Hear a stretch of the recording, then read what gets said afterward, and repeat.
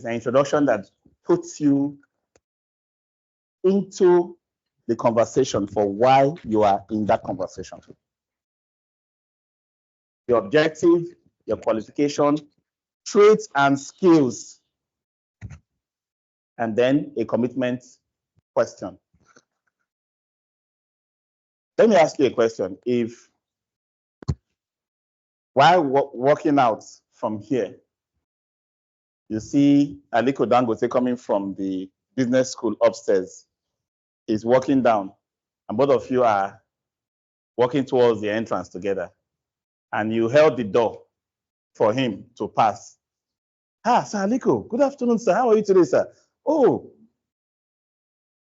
he says, oh, fine, thank you, thank you. And he walks past. And then you get to him and start saying, I was with Aliko. I had a chance of a lifetime to shoot a shot, and I missed it. You know that thing can haunt you. Yes. So have your me in 30 seconds handy. People say it's elevator pitch, where you are trapped with somebody for one moment, and they just say, tell us who. When you put your CV together, at the top, you put a summary statement, isn't it? Your objective statement, your profile summary, right? Let it be sharp and directed. You know why? Most employers don't have time to read more than one paragraph.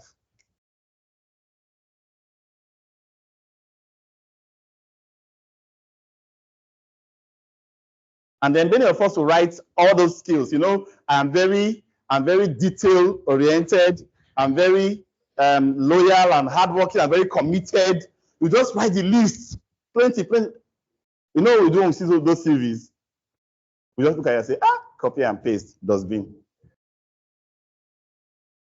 We still spend average 1 minute to 2 minutes. If the people that apply for a job are not too many, I might spend 2 minutes per CV. I've personally employed at least 350 people in my career so far. Personal decisions on who to employ. And I can tell you how we think when we are doing that, going that process. If the people that applied are many, say I have a vacancy out and 50 people applied for it, forget it, 30 seconds per CV.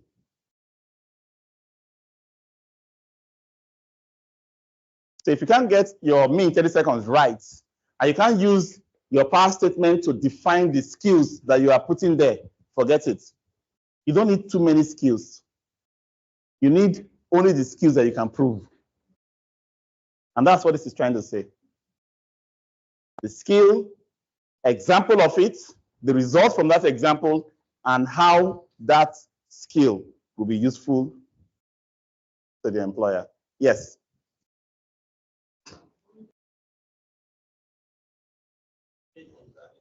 Yes. Who you are, yes. Yes. Power statements. Is for, so this is how your CV works. This is how your CV works. At the top, you have your summary. It's a me in 30 seconds, right? When you have your experience, please listen very carefully. Don't write what you were asked to do. In fact, don't write what you did. Let me break that down. Your job description is what you were asked to do. Don't put it in your CV. What you did, your task, we don't care. For every experience, write your accomplishments. Only accomplishments on the role. I increase sales from this to this. I increase customer satisfaction from this to this. I increase revenue from this to this. I increase engagement from this to this. Please, that's what we want to hear in every of your experience. All those lengthy list of job description, delete them. So I've given you the first session, what to do, your profile, right? Me in 30 seconds. Second session, your experience. Use accomplishments and achievements only to define every role. And if you're not documenting your accomplishment on a month-to-month basis, your CV will be empty. So people's job are go from day to day to day to day to the end of the month, collect salary. They cannot by themselves document what they achieved that month.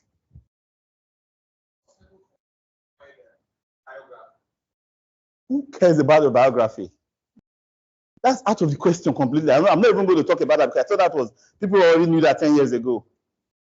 As the first of 5 children, we are from Esako East. We are, in fact, the moment you are bringing all those tribal, religious, and biographical information, you create room for stereotyping.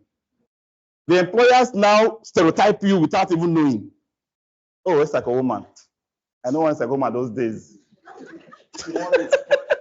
They are like this, they are like that. Can I go one side? You kill yourself. I'll give you 2 sections. The third section that has to do with the skills that you have is what I'm telling you to use power statement for. Don't write a list of skills. They are meaningless words.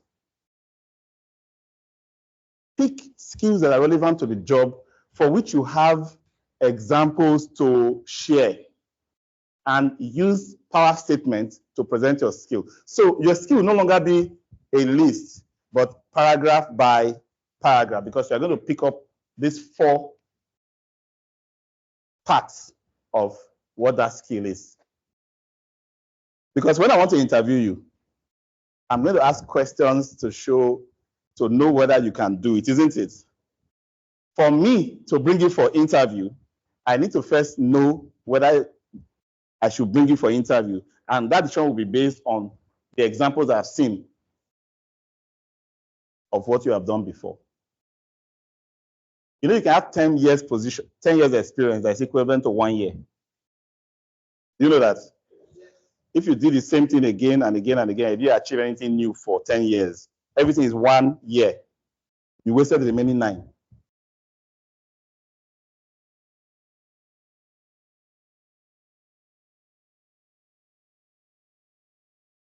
The job market is not often public. So when I hear somebody say, we are so many looking for work and there's not enough job, I say, don't go there. Right now in Nigeria, by statistics, we have more vacancies than applicants. But the applicants are not suited for the vacancies. Many people are, by their own attitude, unemployable.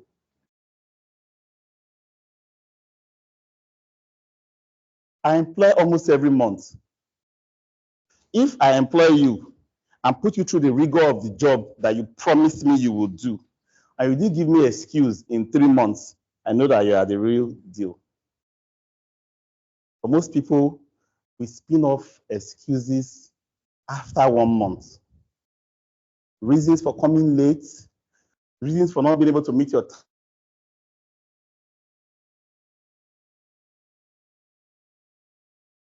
You now know that it's time to start telling him why we cannot make it. Sometimes it's even 1 week. Within 1 week, you now hear that there's this pain I have in my back. It was when I was in SS1. That if I sit for too long, I'm like, are you serious right now? Should I be hearing now that you had the pain that will not enable you to do the job after I've employed you? Do you know what I'm saying? It's just human nature. So matching to the job is one problem. Secondly is knowing where the jobs are. So many of us are looking at the wrong places. Let me tell you, you need to be really good. And your CV needs to be very good for public job posted in the public for them to call you for interview.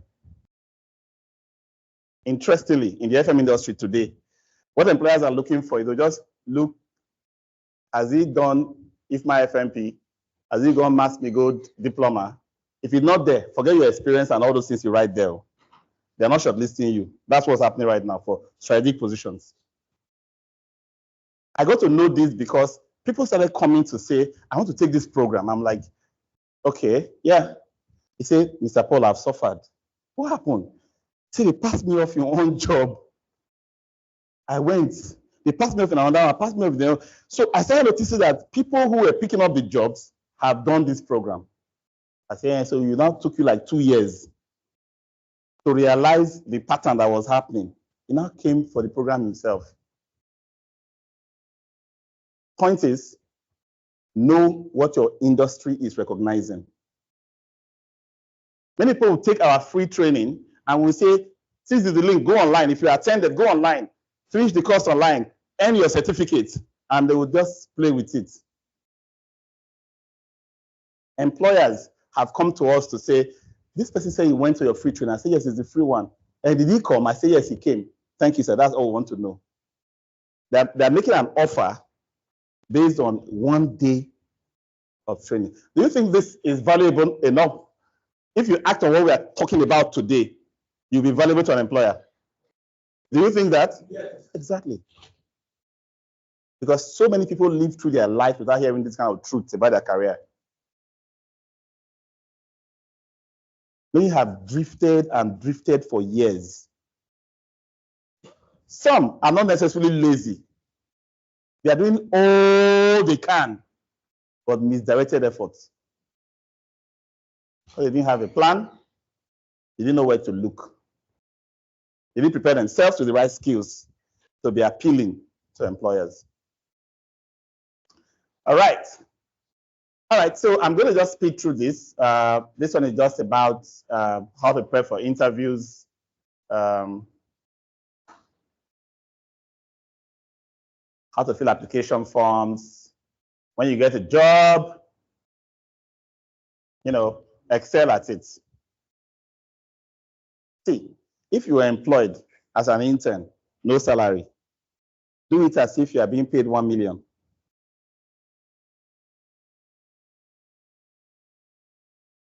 If you do it, that 1 million will be in your monthly alert within 1 or 2 years. If you do the job you are doing carelessly and recklessly, because you are trying to match efforts with returns today, you are even worse than those who are using their first set of earnings as harvest, not seed, because you are destroying your own future harvest. And by the way, when one employer is having employer's remorse for hiring you, it follows you to the next interview. The next employer that is interviewing you has prayed to God, God, please don't let me make a mistake to hire someone I will regret, isn't it? If he is in the good books of God at all, God will show him that the last employer that employed you is still crying.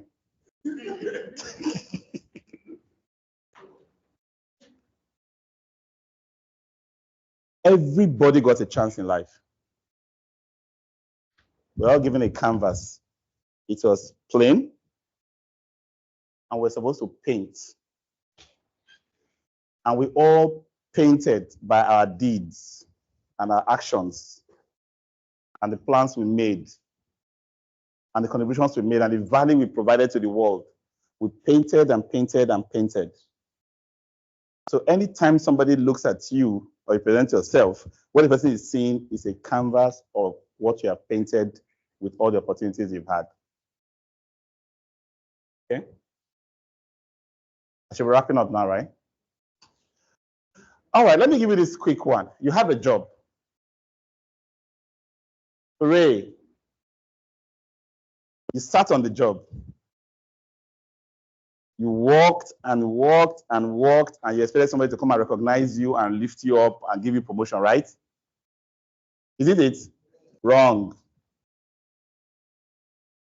You're supposed to map your way to the top. I'm in this job today. What position would I want to have in 3 years, in 5 years? Write them down.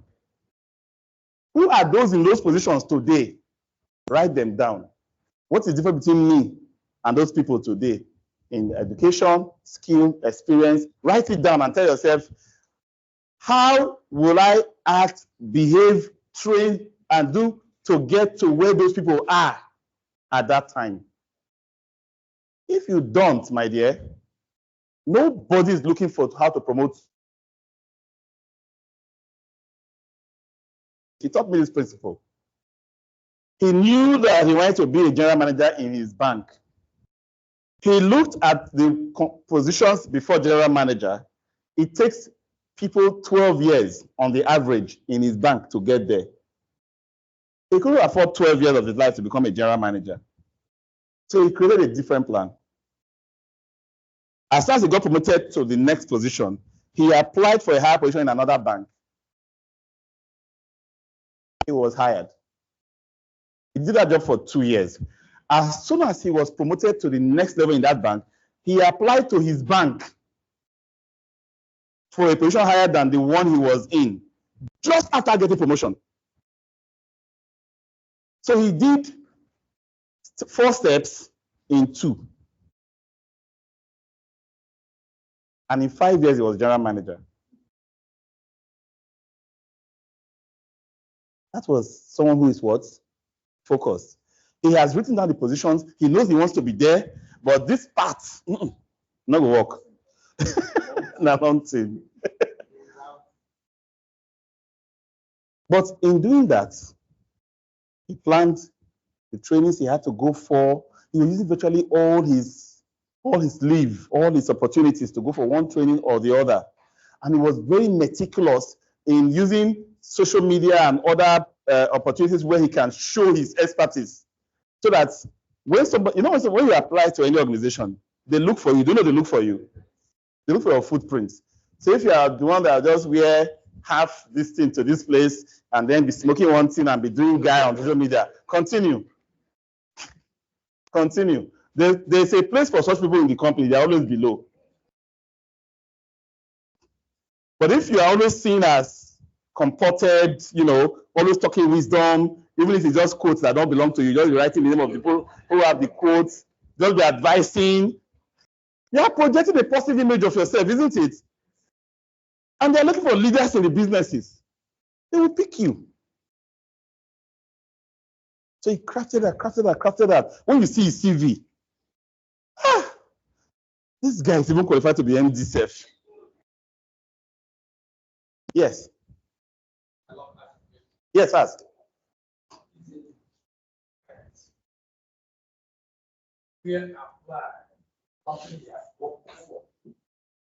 Yes, why not? If you have a goal, if you have a value, in fact, and you have a good record there, they will bring you in. If you didn't live with I'm done with you. Thank God I'm gone. Good riddance to bad rubbish. See that bridge that you burnt? But the funniest thing with life is, after you burn the bridge, sometime in your life, you will face that bridge. You face that bridge. Okay?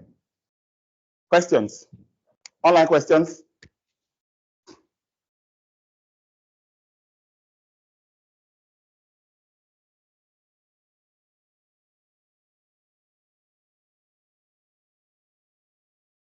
Mike? Yeah?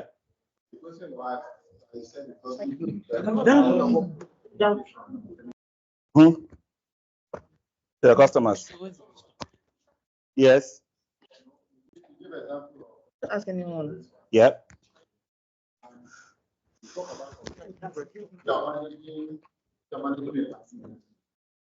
You're managing a facility, for instance, and you have technicians, officers that report to you. Yep.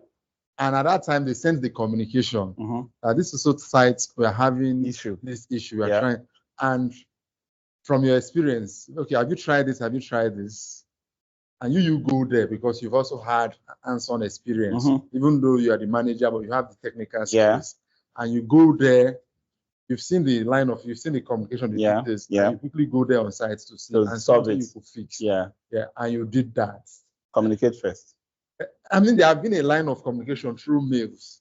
No, the line of communication to you, between you and your team. See, FM has it's a coin with two sides. You, your team, your vendors, your procurement, your accounts, you're all on one side. Yes. People who use the service are the other side of the coin. True. Your communication within yourself is not communication with customers. The moment an issue happens, while your communication with yourself is going on, your process should detect that somebody communicates with customers immediately. Very compulsory. Okay? Okay. Yes, and then you. I'll come to you. Yes? Take the mic too.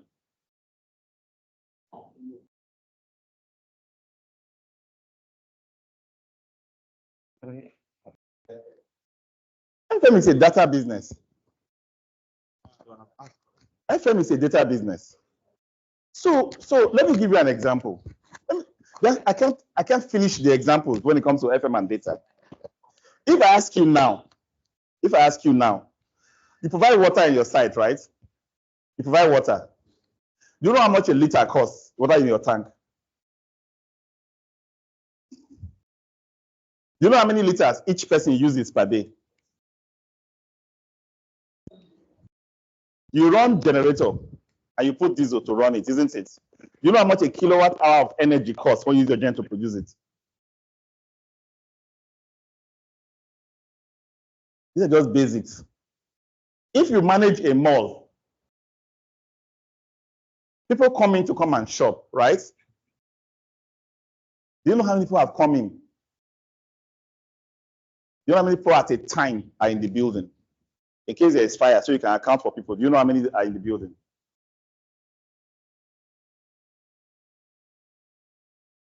If we have cleaning costs and fumigation costs and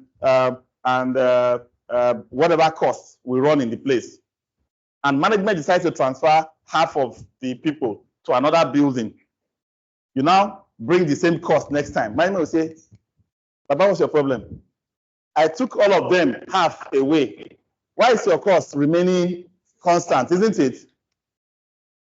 If you don't know how much it costs you to fumigate to keep mosquito away from this man, and keep mosquito away from this man, you cannot relate with what management is telling you about how fumigation costs should come down when people are out, isn't it? Water costs, just cost alone. Compliance, regulatory compliance, data focus, customer service.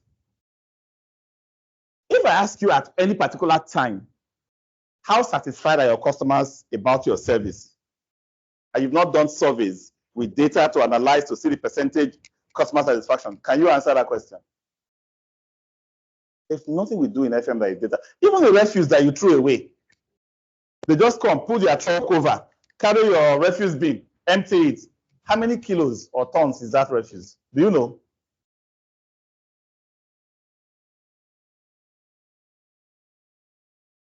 Mean time between failure. The equipment failed, you fix. It failed, you fix. It failed, you fix. Are you recording? Are you counting? How many hours has gone in? How much cost has gone in? How much parts have been replaced? So if I now ask you, what is the common part that gets faulty in this particular equipment? Can you tell me? Dude, FM is data. Next question. Yes, sir. Good afternoon, instructor. Because I want to ask, if the certificate offered by Max-Migold, are they recognized outside this country? Yes, globally recognized. Globally recognized. We've had, you know, this Jackpot syndrome has really hit home. I'll just be in the office. I'll just get email from Canada, get email from UK. So person, we want to employ them as facility managers. They say they've done the FM diploma in Max-Migold. Can you verify the status of their certificates? So we're actually going to put everything online now so that everybody that qualifies will have a digital badge so that any employer that wants to check will not ask us again. They will just click on it and see what you went through and the certifications you've earned.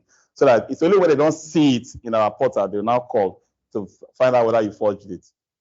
The globally recognized certificate. Yes.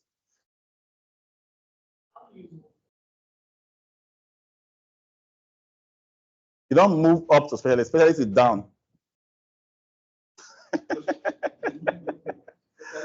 Specialist, any specialist is down. You know, I know what's coming to your mind. Let me tell you, a specialist is a technician. You get? A manager is a master. The FM is a master of all trades. Okay? So you don't move up and be calling it specialization. But if you go into the realm of consulting, like what you have in medicine, right? It's seen as going up, but actually it's down still. If you're not an expert on one skill, it means that you operate with no subordinates. Do you get what I'm saying? Yes. Facility management. Project management is not a profession, it's a skill. FM is a profession, and project management is one of the skill or competence in FM. Project management is a skill that the doctor needs to run a successful surgery. Project management is a skill that the IT guy needs to create a successful software. So when you hear people saying, I'm a project manager, please quickly ask, what is your profession? Because if you are professionless and you're a project manager, it means you are useless. Yes, sir. Because you have a skill that you cannot relate to a particular value to customer. Take construction, for example. Construction project managers are construction professionals who have project management competencies. Did you get what I'm saying? Go and do project management in school, first degree project management, and come to my construction site and tell me you're looking for a job. I can't employ you. You don't have a clue how long it takes for concrete to set, to cure, isn't it? You don't know the difference between the various logistics requirements within the construction industry. You cannot come up with a plan for my construction site. You don't have a clue. Okay. A question online say, what is the status of the proposed bill at the National Assembly to establish the Nigeria Institute of Facility Management that aims to promote the care, maintenance, and management of building facilities in both public and private sectors in Nigeria? Thank you very much. It's a good question. You know why I was taken aback? Because we didn't talk about it. And this is not an AFMPN meeting, but it's okay. The bill has gone through first reading. We are waiting for second reading and public hearing. Okay? We in AFMPN are the professional body for facility managers. So for those of you who have been working in facility management who have not joined the Association of Facility Management Practitioners right now, you are still an outsider. You are still an outsider.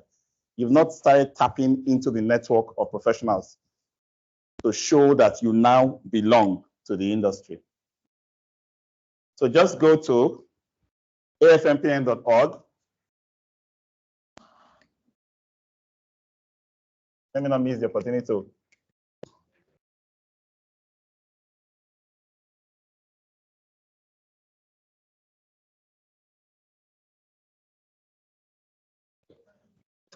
AFMPN, Association of Facility Management Practitioners, Nigeria, right? Just click on membership, individual member, and please, after enrolling as an individual member, which is just 10,000 naira, also enroll as a corporate member, which is just 100K or 50K or 75K. Okay. So that your company will be there. You know when you want to bid for jobs, sometimes many of you don't know some of these things. You want to show that you belong to FM, isn't it? It's not just you, all your staff and your company. should show that you belong to AFMPN. So those of you online, please go to that website now and join the AFMPN. It's our industry body, it's our local organization. Okay. Before AFMPN was formed in 2017, we had the IFMA, International Facility Management Association. I'm still a member. Okay, it's an international organization that we have a branch here. We have the IWFM, which is the British. IFMA is the US, and then IWFM, Institute of Workplace of Facility Management, is the British. We also have a branch here, and I'm a member. And then we also have ROICS. So surveyors, engineers, architects, facility managers are all chartered by ROICS. And I'm also a member. It's very important to have a diverse network in the industry as you are growing. Some people rise faster because of their involvement in committees and service opportunities within the association, because you become noticeable. Okay? How does one manage a situation where the internal control unit checks for prices of material to be purchased irrespective of quality? All they are interested in is to cut costs for the organization without considering quality. And this particular act has had a significant effect on the quality of material supplied. Quality control are doing their job. You have to specify exactly what you want.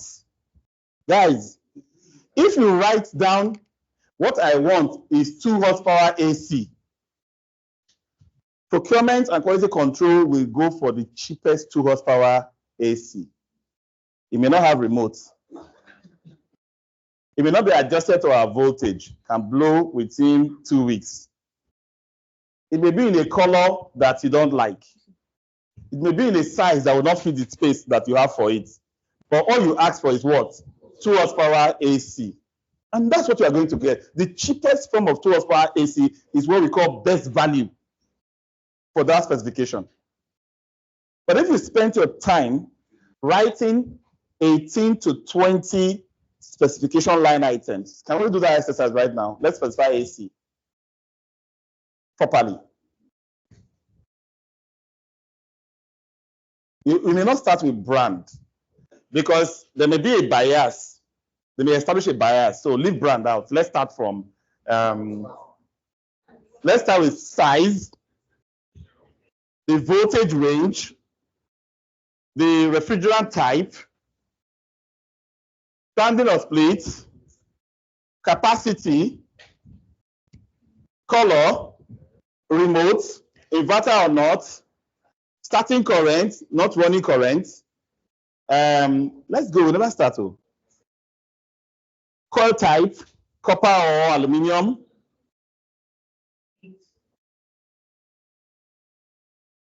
Is there a specification for heat? Not quite.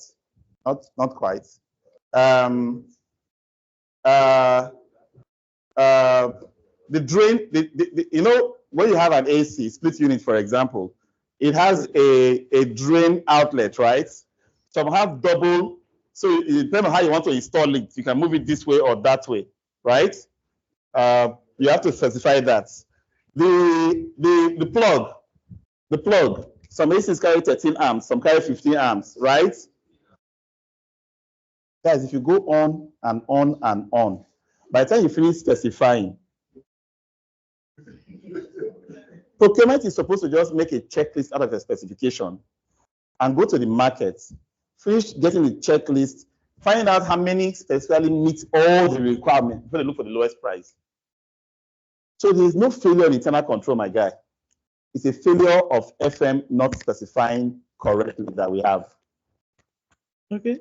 I am an engineer by discipline, but a banker, business manager by profession, yep, and wish to switch career to facility management, yes, in same bank. Yes. Please, can Max-Migold help achieve this quarter? You want to first take the training, and then you want to do your internship, because a transition, you need, see, there are 2 things for every job: the training and the experience, isn't it? What we have done with the FM diploma is we package the training, we also package the experience with an internship program, right? So you will have to first finish the training, take on the internship program, where somebody will take a chance on you and bring you on board without you asking for money. He may decide to give you an allowance if he likes, right? But you want to show that you are capable because of what you have been trained and your determination to do it, right? And then we have this 6 projects that you are going to do for the client. Imagine having the asset register of this campus done for free as your project. Doing the condition assessment so that all your future budgeting, scoping of work is created in a template for free as your project. Creating a maintenance program for all the ACs and all the roof and all the floors and all the fans and everything you have in this building. Creating a health safety audit and a health and safety plan. Creating an emergency and risk management plan, right? And what was the last one? There are 6. Have I talked about the 6? Creating a budget. That's the 6th one, right? Creating a budget, capital budget and operations budget, which the FM diploma would have trained you on how to do and give you templates to go and do for the client. So you're not just going there for 6 months to go and sit down and be watching what they are doing. I'm an apprentice, so you're not an apprentice. You're coming there as a consultant because you have the tools with you. After 6 months of developing those values for the clients, you guys are going to sit down to talk remuneration. It's a different ball game. Maybe it's giving you 40,000 transport allowance during the internship, right? And you don't want to accept 300. If it's 300 or less than 300, you're not in it at all. Because he will know the value you bring in. In that 6 months, he knows how much you have helped him save. You know what information blindsidedness costs to management? You waste money. You waste money when there's no data. Sometimes you buy the thing that you bought last month, you buy it again. The old one is still in stock because there's no proper asset register. An organization actually built a new branch in somewhere in Lagos, bought 2 new generators, whereas 5 generators were in a branch in Ibadan, not being used. You know why that could happen? Because there was no central dashboard of assets. No. In fact, those people there, they probably will allow leaves to grow on top and go green so that when they snap the picture after like 2 or 3 years and say, yeah, there are some disused generators, so we want to auction them for 100,000. Whereas they know that those gen have not even done 1,000 hours. This is what I'm saying.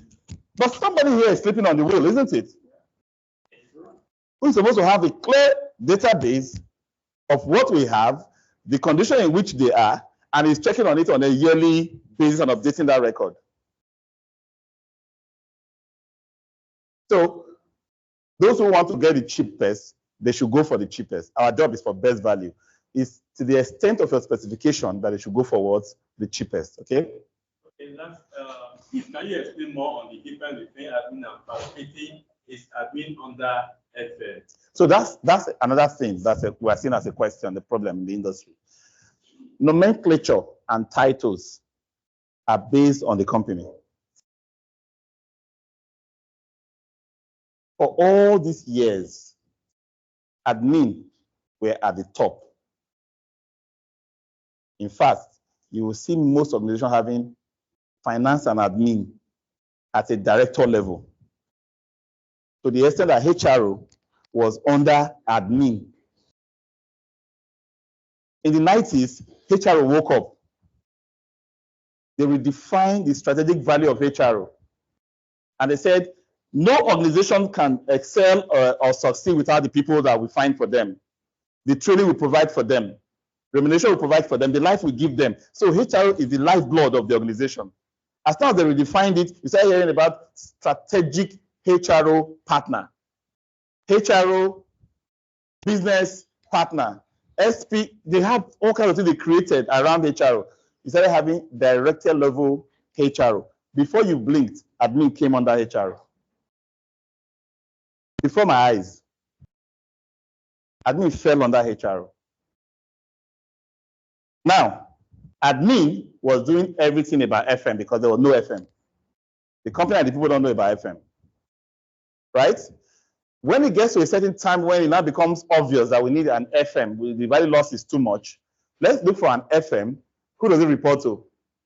Admin. With time, in the recent few years, you've seen the FM put beside admin now. So you have the HRO, you have FM, and then admin.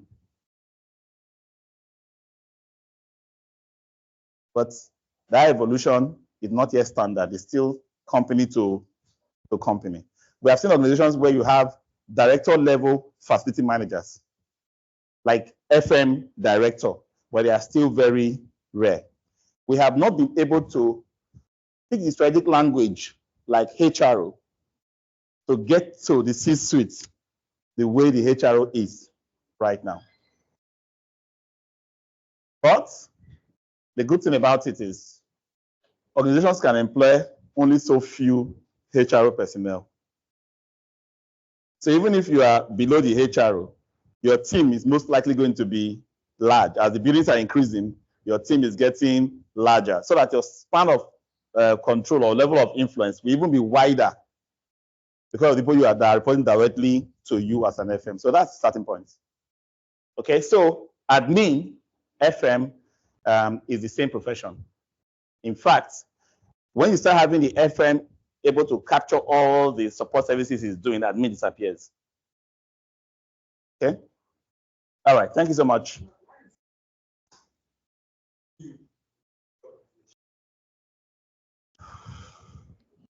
It's a function of when FM started evolving. FM started evolving from 1979. That's when FM as a profession was born, basically, formally. Right? Before then, works. Think about it. The government will have the ministries that are handling operations and maintenance of the building. They call them works, isn't it? And works are the ones that built. They are the ones that also operated and maintained. Even in universities today, you have fiscal planning or works, right? Right. So they follow the nomenclature that existed before FM's body of knowledge was defined in the 80s. So that's why it's new. Okay. All right. Thank you so much. Thank you very much.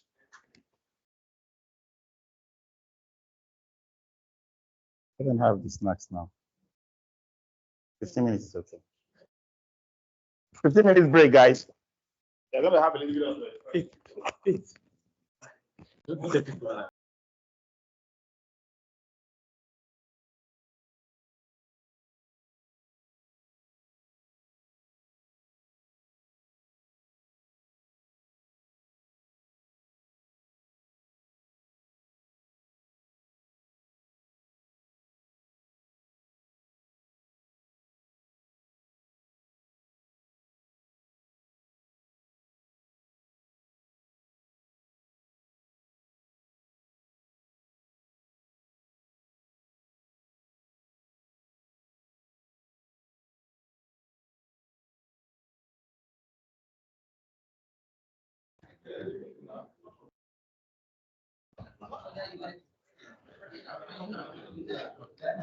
Okay, welcome back from break. Hello, one house.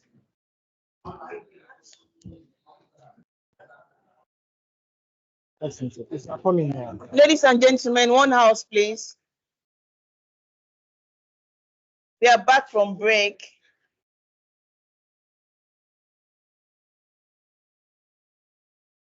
All right, thank you all for your time.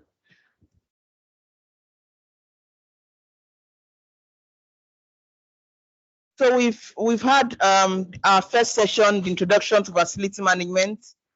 Please, no side talks, please, one house.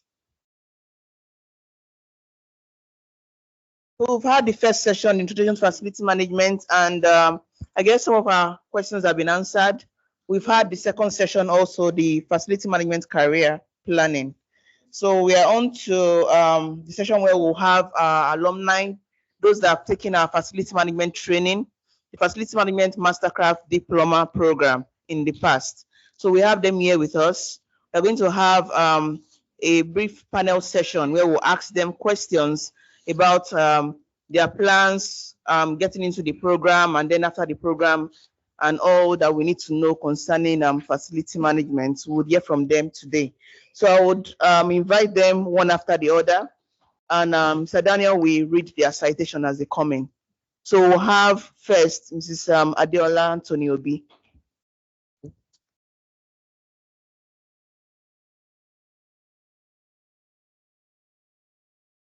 Good afternoon, ladies and gentlemen. So I'll be reading Mrs. Adeolu's professional profile. Mrs. Adeolu is an accomplished interior designer with a background. Adeola is an accomplished interior designer with a background in architectural and a diploma in facility management with Max-Migold. With a strong track record in project management, Adeola combines aesthetic design sense with practical problem-solving skills to create visually striking and functionally efficient spaces. Their architectural foundation ensures designs are not only beautiful, but also structurally sound. Adeola's expertise in project management ensures timely and high-quality project completion within budget. Adeola's holistic approach integrates business principles, user safety, and sustainability. Mrs. Adeola is self-driven and always seeking growth opportunities. Adeola possesses keen attention to details, creative problem-solving abilities, and effective communication skills, crucial for team management and organization success in various projects and collaborations. Thank you. Welcome once again, Mrs. Adeola Anthony Obi. So the next person we would invite is Mrs. Odili.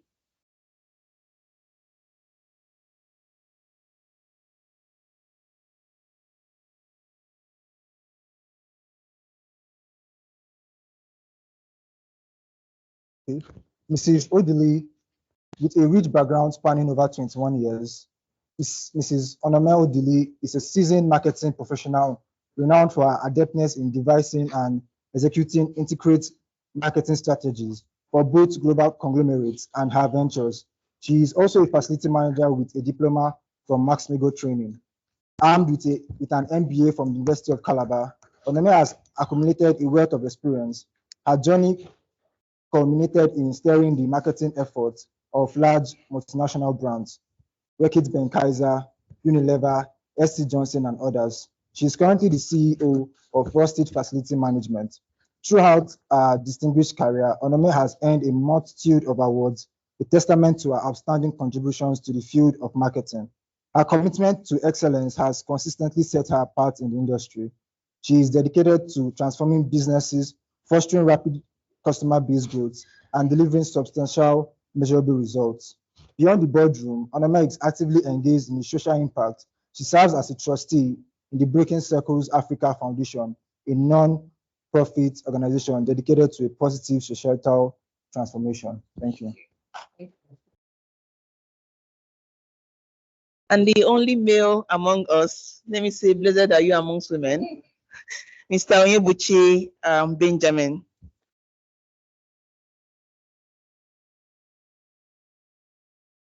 Mr. Onyebuchi Benjamin Wabike holds a BSc in Physics and a Facility Management diploma from Max-Migold. He is dedicated and proficient in facility management with extensive technical and operational expertise. With over 4 years of experience, he has successfully overseen the management of various projects and properties, demonstrating exceptional leadership and administrative skills. His passion for operational management, and proficiency in Pro FM technology, including CMMS, EMS, IWMS, IoT, and facility analytics, has driven him to excel in the field. He is also committed to professional growth. He is pursuing a certification as a certified facility manager, CFM, while actively engaging in international studies, research, and development within the facility management sector. As a member of both the FMMC Alumni Council and the Association of Facility Management Practitioners in Nigeria, Onyebuchi aims to continue making significant contributions to the FM industry with a focus of revolutionizing revolutionizing the modern FM practices. Thank you. All right, welcome you once again to this panel session. We've all listened to their profile, but we'll definitely want to hear from them. So I'll ask a few questions, and you have about 60 seconds to answer the questions. So we'll pass the mic around. So the first question is, we've already, at least I would say you've introduced yourself through your profile, but I want you to tell the house what your background was before you took the facility management training, and what exactly motivated you to take the training. Okay, good day, everyone. Yeah, my name is Onyebuchi Benjamin Nwanwike. So just because that name is quite long, I just tell people to call me Buchi Ben. My background before I took the FMMC program, prior to that time, I was coming from a point of confusion. I was coming from a point of trying to discover myself better and just give myself to something I believe that over time I can actually be very relevant, in an industry. So my first engagement after youth service was IT support. So we're working for banks, supporting ATM machines.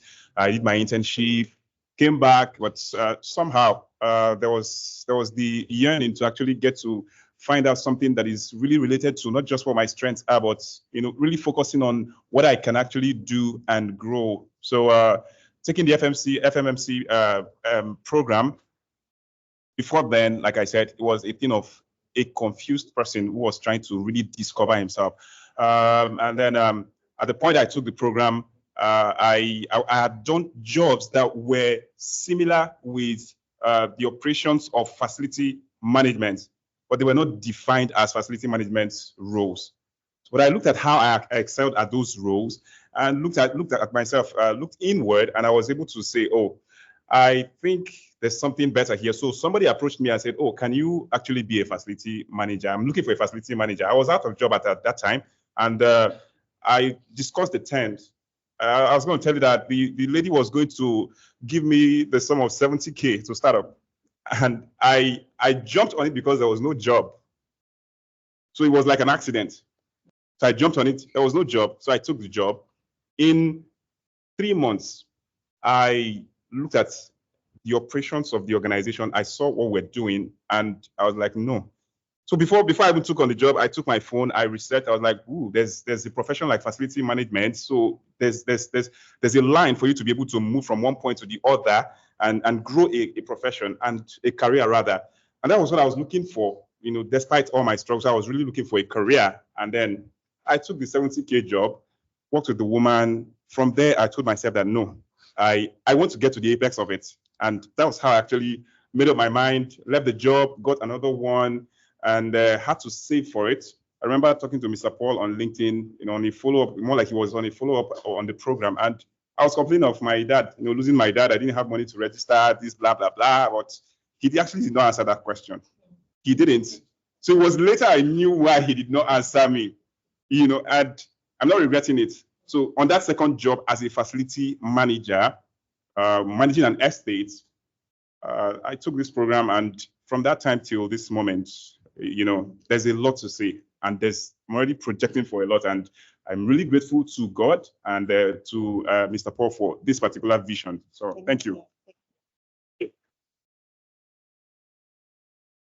Okay, good afternoon, everyone. My name is Adiola. Before I took the facility management program, I was an architect and a certified interior designer, and I was running, and I am still running my business. Why did I take the course? Actually, I was going through my friends. I was going through, the way you scroll on your status, and then I saw my friend had this thing on his status, and I'm like, this sounds interesting. So I buzzed him, and I'm like, what's this about? Interestingly, he didn't even take the course, but he was busy marketing it, and he just said, Mr. Paul, he's solid, go for it. And I think there was a free course which I joined, and it just answered my why. when I attended the free course, I saw that was like the missing puzzle in all my interior architecture and everything. You design a space or a house, and then you come back 2 or 3 years later and see that it's a mess. They haven't maintained, they haven't kept, they haven't followed the design. And it's like, it's your child, so it's a bit painful. So I had that desire to see, like, what can I do to bring like continuity to any kind of job I did. And that was how I think Max-Migold answered that question. It's been a good ride, because after then, because I'd answered my why, it gave me more opportunities. When I design your space for you, I'm already pitching, like, we can help you keep it up, maintain. And who wants to invest and doesn't want to maintain? So for me, that was like my maybe a moment, and it's been a good ride anyway. Basically. Thank you so much. Good afternoon, everyone. Okay, so my way is a bit different from Buchi and my sister there. Originally, I'm a marketer, I'm a marketing person, like my profile says. So I help businesses grow in terms of communication. I lost my job, a job sometime in 2020. That was COVID. I had that job for 3 months. So you can imagine when COVID now sets and someone tells you, it's not working between me and our organization, I had to leave. And as a person, the next thing for me is always to say, what other opportunities are there for me in the market? Right now, there's COVID, there's no work. Forget. There's nobody looking for work during COVID. So I had to now start thinking of, how do I prepare myself for the next opportunity that I'll get, that I can actually do by myself. And I was always getting emails from Max-Migold for like 2 years. I'd been getting emails. So somebody just told me, but you can do facility management now. Number one, you have the skills. From being a marketing person, you're a project manager already. You have to see a campaign from beginning to the end. You have to ensure a new product is launched. So you are already managing a project from that angle. You have other skills. You have the interpersonal skills. You have this, you have that. So I think, and then interestingly, which is what I think everybody here should understand, the barrier to enter facility management is still low. It's a very critical thing. The barrier to enter facility management is still low. If you can understand what you are doing, take this kind of training, I'm telling you, the sky is the limit. So I now said, okay, let me just take this training. I looked at the fees. It was plenty for someone that just lost work. It was a lot, but like Mr. Paul just said, sometimes you need to invest in yourself. The investment will pay off. It might not pay off instantly, but it will pay off at the end of the day. Just make good use of that training. So I came on board. I even dragged a friend of mine too, who was wondering, what's this girl doing this training for? Everybody, we sure did it. Was interesting. I think we failed the first time even. It's a very serious course, so take it seriously with a passion and with your heart, and you see that it benefits you. Anyways, so I think we failed the first time. Then there was a fee we had to pay, but Mr. Corner said that fee will be waived if you pass the second time. So luckily, I think we came tops. Me and my friend came tops the second time, and that fee was waived for us. But that was the beginning of that journey. I also found that I'm an entrepreneurial person. I like to do different things. And I wanted to do facility management from the point of view as an employer. You asked 2 questions, employee or employer. You remember during the training, you asked 2 questions. So you yourself need to ask yourself, how do I want to enter this field? This as an employee, and there's no one that is right or wrong. It depends on your capacity and the dreams and the plan you have for yourself. So I had told myself I want to be an employer, really. I don't want to work, for anybody, except I want to use it as a time to gain experience, which I actually did. As part of the Max-Migold training, we had to do internship. For me, I was lucky to be posted to Oshodi Terminal. So we had to do that training, internship for 3 months. And we had to do projects, like he said, asset registry. So those things you've learned in the training, you have to physically now do it. It was a lot of work. You can imagine Oshodi Terminal. There are like 3 terminals in that place. I don't know if you know. It was a lot of work. So we were attached to the facility management company in that seminar, and it was very interesting to say the least. And it's part of that experience that I still bring to what I'm doing now. So having said that, sorry, I'm passing past my 1 minute. I'm very sorry. I'm a marketing person. We talk a lot. Well, quickly, just to round up, what I've done and the benefits, and I give Max-Migold that glory, is that I've been able to set up my own facility management company. And as I speak, we have gotten 1 residential apartment. We hope to get more. We have a staff, so I'm an employer. What's that? It's not easy. It's not easy, you know, but I'm saying all of this is based on the training I got.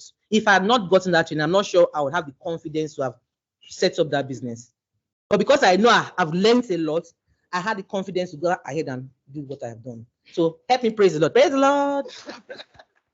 Thank you so much. Now, Ms. Onome has answered the second question, so I won't give back the mic. So, yes. So, how has the knowledge and skills gained from the course helped you navigate your career path and seize new opportunities? I want you to share examples from your. Okay. There's a huge transformation for me.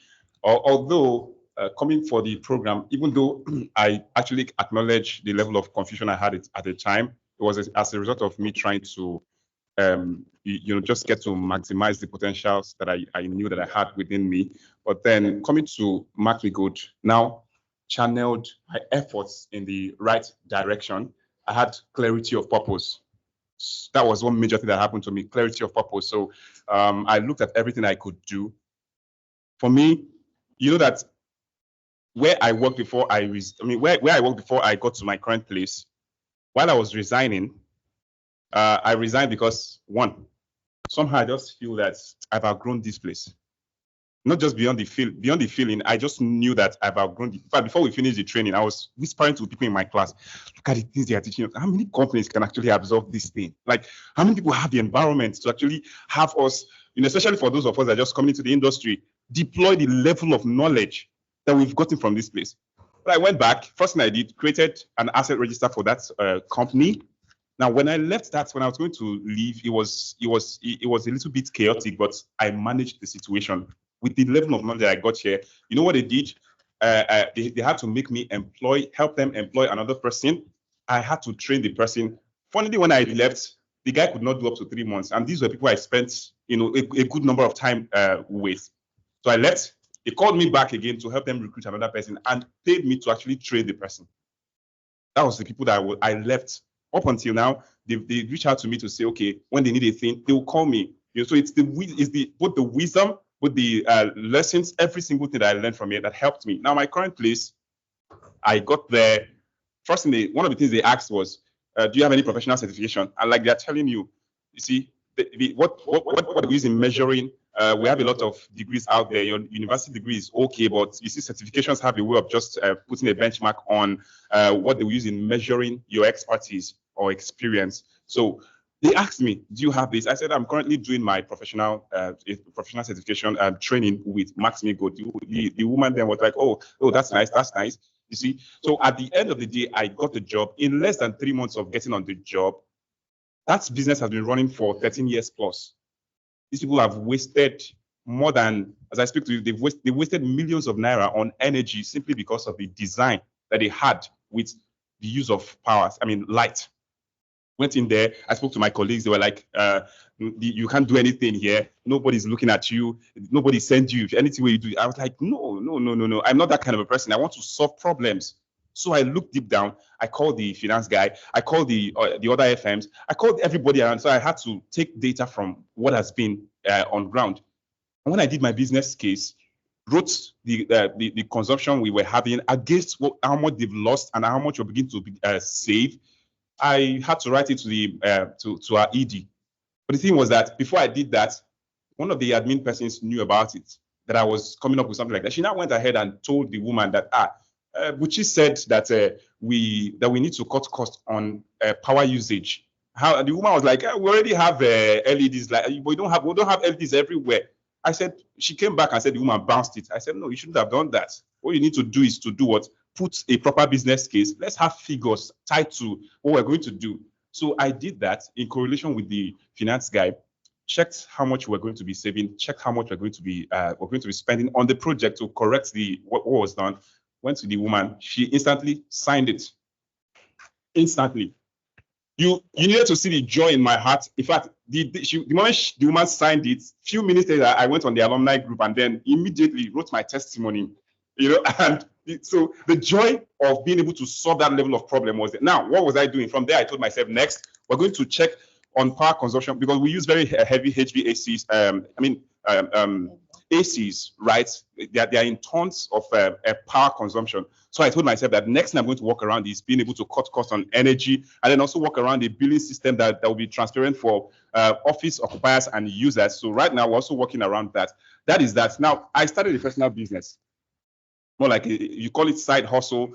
I had to register a business. Every training I got from here had to just place me in such a way that I saw my life move from being somebody who complains about situations, who would want to say Nigeria is not working, who want to say, okay, FM is just this kind of job is not, it doesn't look like something that it doesn't look prestigious. Like when you talk about an IT consultant, when you talk about, project developer or product designer, there's just this mentality that some people just have. So you see facility managers, they're just there. But at the end of the day, I left here.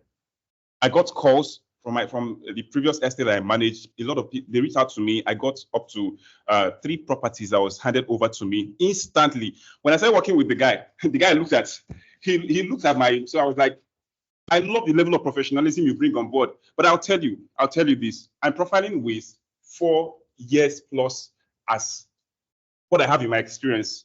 But I don't have up to 4 years because I know that in the previous years that I worked, I did facility management related roles. So I count them as that's actually what it is. Yeah. But in the actual sense of what I've done, I'm approaching to 3 years right now, and my colleagues that have done say 5 to 10 years of experience as facility managers, the first time I stepped into that organization, I spoke. They're like, you speak like a professional, bro. I'm just not even up to 4 years.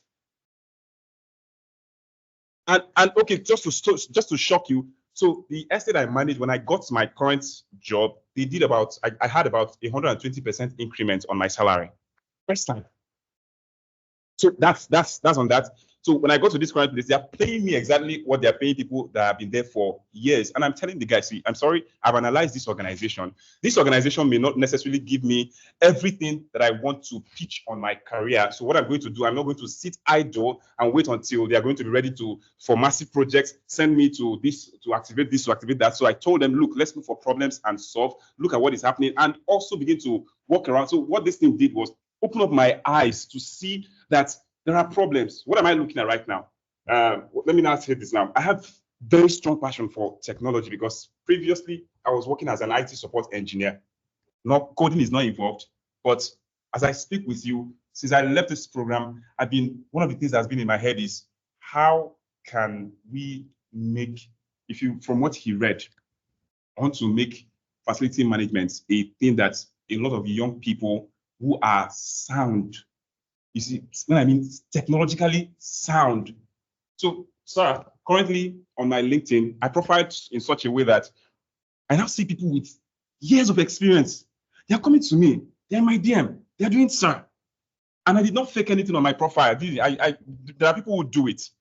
I didn't fake anything on my profile. They come in, can we discuss around this? Can we do that? And then as I speak with you, there are people from international organizations. They've reached out to me. As of yesterday, somebody sent me their company profile on what they want to do with CAFM, a CAFM software that they developed. And I said, look, I'm going to review what you guys have done. And I would need, if you can also come up with a business case, I'll work around it. Let's work around a business case. I'll send it to my organization. If it's something that will actually profit them in the long run, we cannot work around. I can go out of just working with my organization. We pitch to different organizations. What you have is good. But I didn't have to do it to say Nigeria is not trying. I told them clearly, there are companies in Nigeria working around actually breaking even in terms of coming up with facility management technology, just so the job becomes much more interesting, like Mr. Paul was saying. Yeah, Pastor Paul, I'm sorry, I made that. It's not a mistake, actually. Yeah, it's not. So, data. I've noticed that we have not been able to work so much to gather enough data to improve facility management practice. Like being able to get data. So, everything I'm thinking about now is how do I work around generating those data that would also help us make better decisions, help employers look at the effectiveness or efficiency of what we're doing as facilities managers. So I'm in for a very long ride, very long and productive ride. So far, so good. I don't regret it. I don't regret that I took some years trying to figure out my life. But right now, facility management is a thing. I'm passionate about it. I want people to come in. I need collaborators. It just a whole lot. Thank you.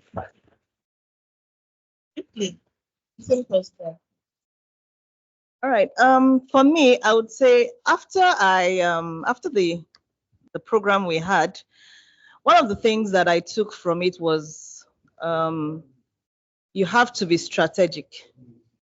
FM is more about the user experience, and some of the things that, let me say, Pastor Paul would say, he would say mirror for mirror. Those were his fond mantras. And then he would say, if you are not on the table, then you are, I think, you're in the menu. You know, so as a business owner, I said to myself that I can never be the menu. So I have to be always on the table and I have to be strategic. So those were really one of the things I took, like for my company, I need to be strategic. One of the takeoffs for me, I had a project, I had to do like a renovation for a big salon. And one of the things I learned was I helped the woman to be able to see, okay, she just said, come, renovate this place. I just put the hairdresser, it's a big salon. And I had to ask her, what are your peak times? How many people come into your salon? Because one of the high points was data, tracking, and measurement. Those are my things. I mean, so that's like, it rings in my head. Whenever I'm doing something, what's the data? What am I working with? I'm not just working aimlessly, you know? And then, so what are we tracking? Because I need to know that I have taken this person, he has come to me to solve a problem. I've taken it and I've solved your problem and I've moved you from point A to point B to move to point Z, you know, to give you like more like expansion. So, and that's what I did with her. So I was able to help her, you know, set up the salon, improve even the user experience. Like when people come in, what's the process? Because so I had to, you know, when you said something like, you have to understand how it's not a one size fit all. Facility is tailored to the user. I said, so when your clients come, what's the process? They come in, they do this, you know, and I improved her user experience. You know, I mean, by the time we were opening up the salon, everyone was just like, Kemi, this is beautiful. I mean, I like it's seamless. We move from here. We're not just confused. You know, it was very, I was very strategic with that. And the out point for that was that she unconsciously made me her facility manager. She has like 3 branches of salon.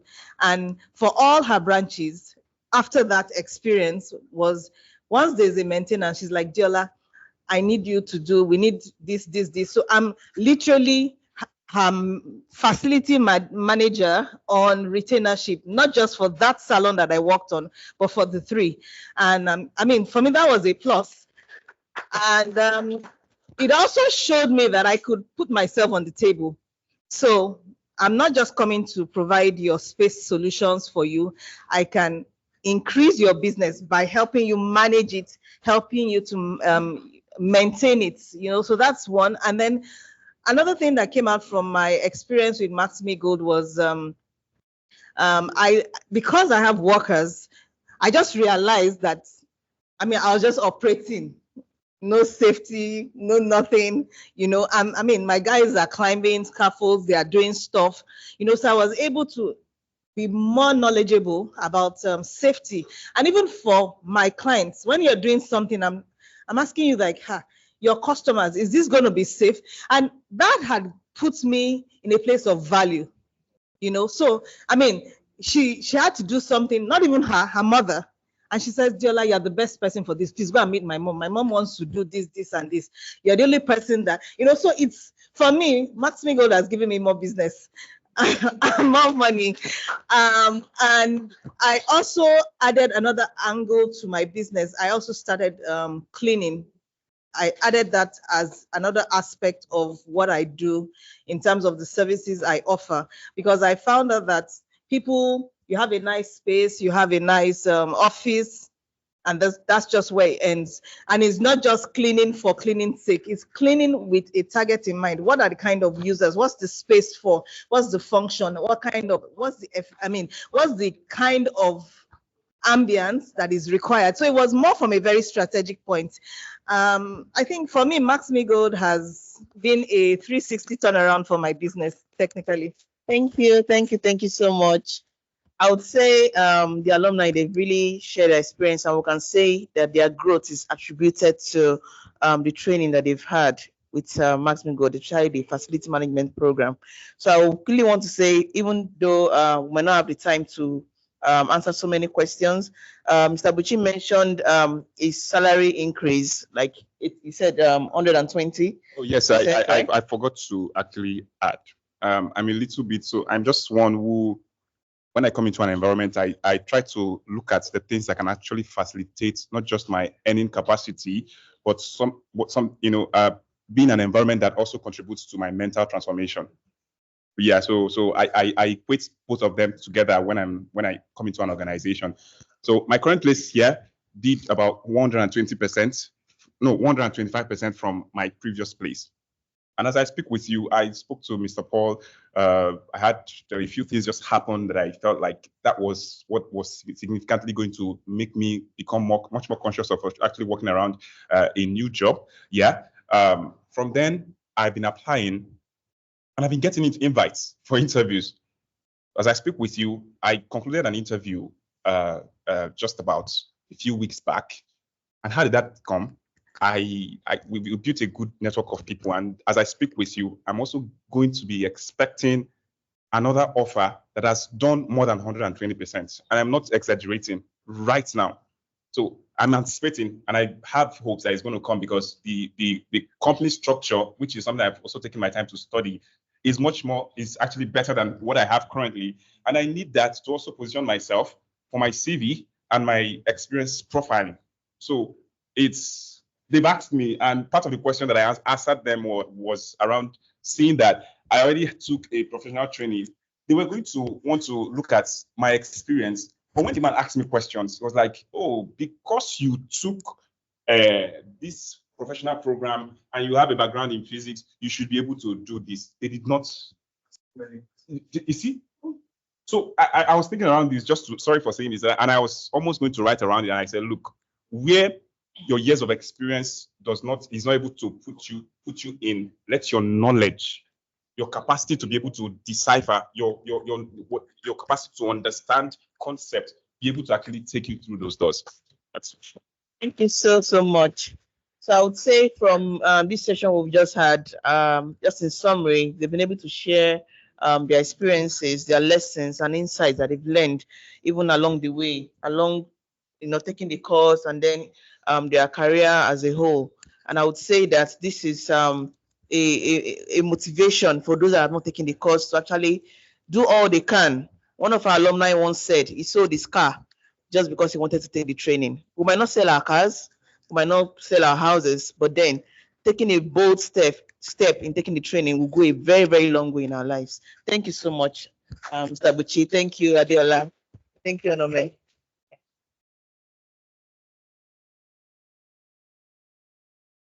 Thank you, ma'am.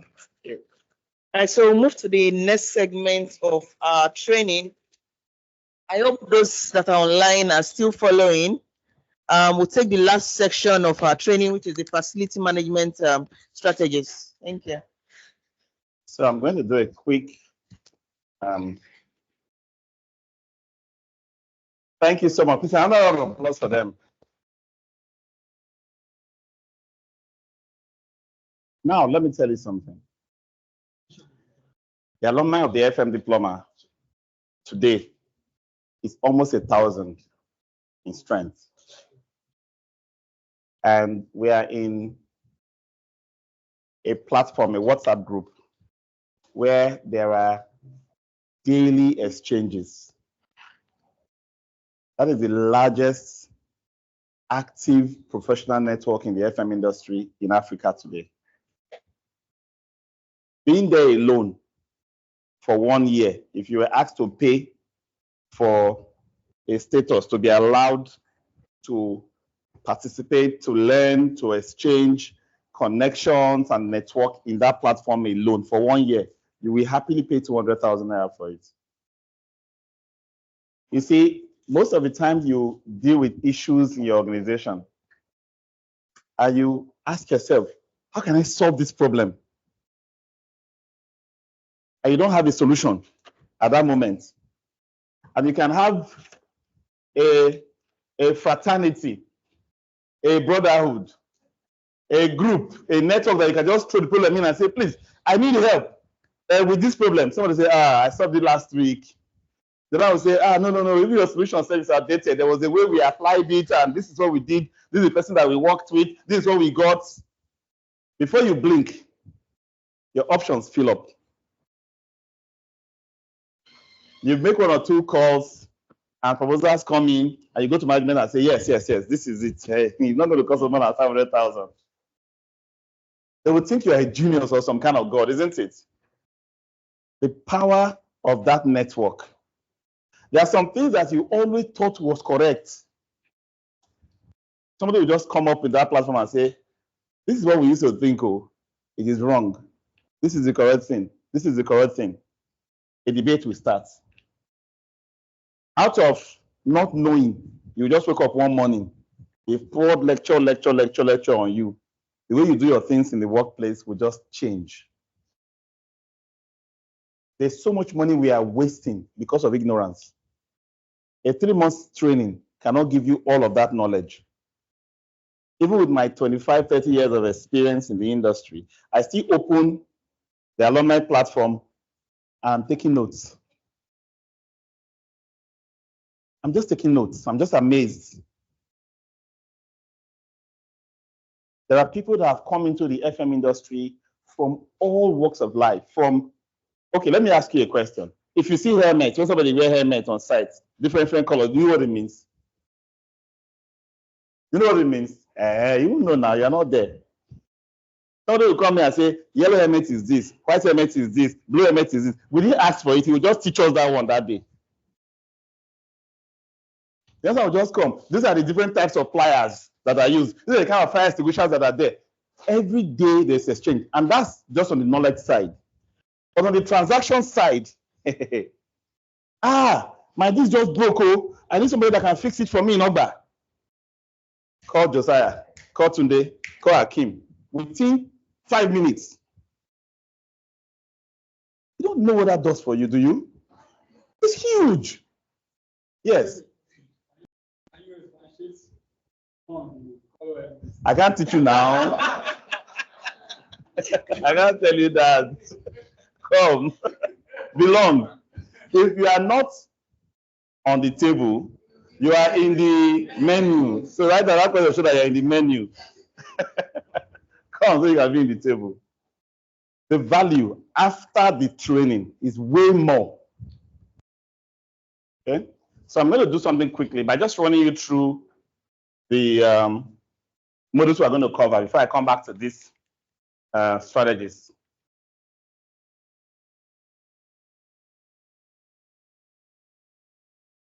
So in the first class, you're going to learn about FM Foundation. So that's an introductory class in FM. We're going to talk about, most of the things I'm going to talk about today are all in that first class.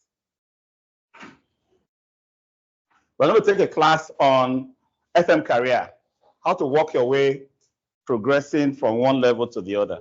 People come into FM, and they're just, FM is operation. There are so many things, so many paths you can take within the profession.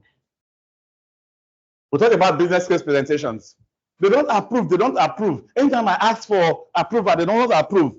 You are doing many things wrong, The person that didn't approve is for his own sanity and his state of mind and well-being that he's not approving. Because there are certain things you can just approve. You and the person who asked you for approval are entering ditch together. So business case presentation will teach you how to structure analyze and create strategic business cases and get approvals and be able to present. Then communication. I said earlier on that FMs are not supposed to just communicate reactively. You're supposed to have a communications plan, isn't it? Which identifies your stakeholders and the information they need and how you want to deliver on those information. We'll talk about that. Then this is a very, very important course. In fact, most people that work for organizations, the government, corporate, school, banking, and the rest, when you work as FM in those organizations, until you move yourself high enough to understand why, using a full understanding of the strategic model, business model of that organization, you can't move up. I still see FMs that say, you know, whenever I send something to them, they will not answer. Whenever I say you should do this, they will not approve. Whenever I say, it's always us versus them. You've not seen yourself yet as part of the organization. One of them came to me and said, they will be telling me to go and look for deposits. Am I not FM? Why am I supposed to go on? If you don't look for deposits, you won't know how to manage the one they give you. If you're not involved in helping your organization get money, the sense on how to manage the small money they give you to spend, you will not have it.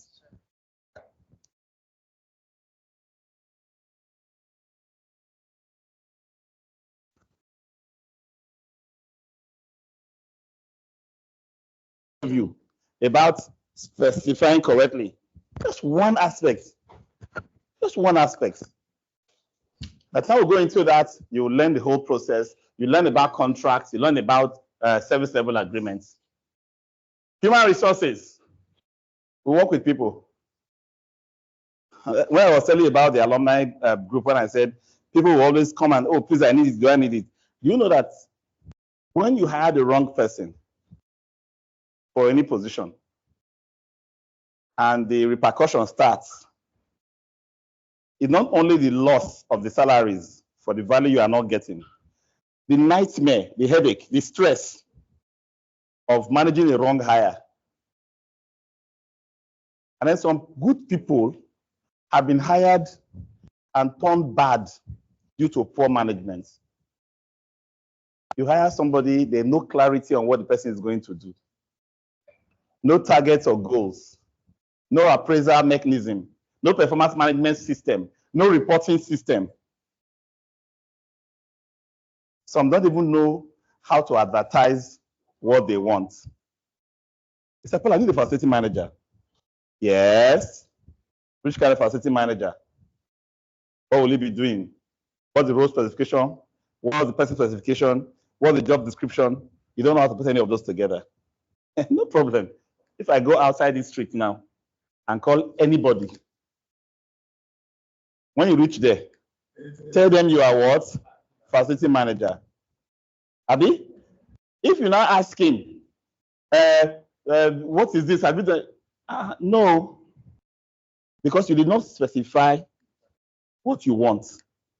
Even if I say I want to hire an electrician today, and this electrician, he has been involved in the Enugu-Port Harcourt highway high tension installation, and they built that project for 11 years. That's where he gets experience from.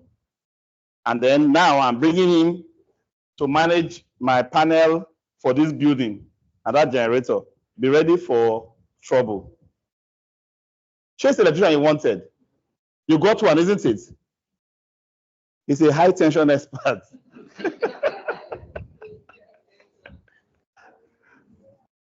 In AC, so when I was telling you about transistor and resistor, you guys were laughing in the morning, Abi. Contraceptor and resistor. You guys were laughing, Abi. Okay. Wait until technician give you quotes for AC repair. If you like, from ignorance. Even carburetor, they will replace. So in this course, an expert in AC is going to break it down for you. You know, when you see dripping water, frozen ice on this place, you don't know what they mean. You will learn it. Design, build, commissioning, the cycle of building development, and the value of having FM in that cycle is easily established. But the value the FM brings into that cycle, if there's them, they call you now and say, oh, Adiola, please, oh, you want to design something. let's have the FM of the site to work with her. Let's assume she's not an FM to work in the design. What would the FM be advising her on? If you don't know. Let me give you an example.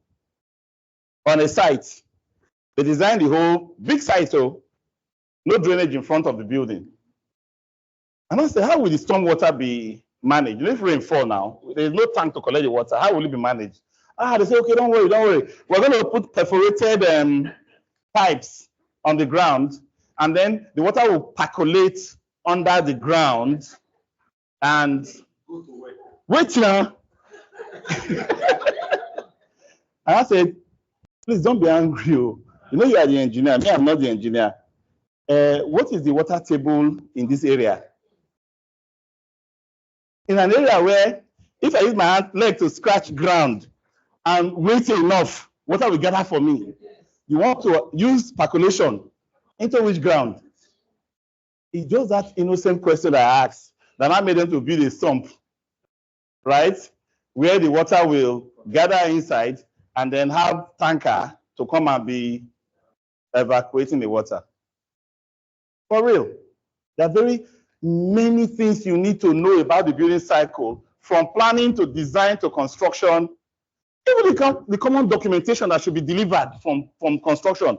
If the FM does not know, they will not give it to you. If you, as the FM, don't know, you need an operations manual, you need a training program for your team, you need legal documentation and permits, you don't know all those things.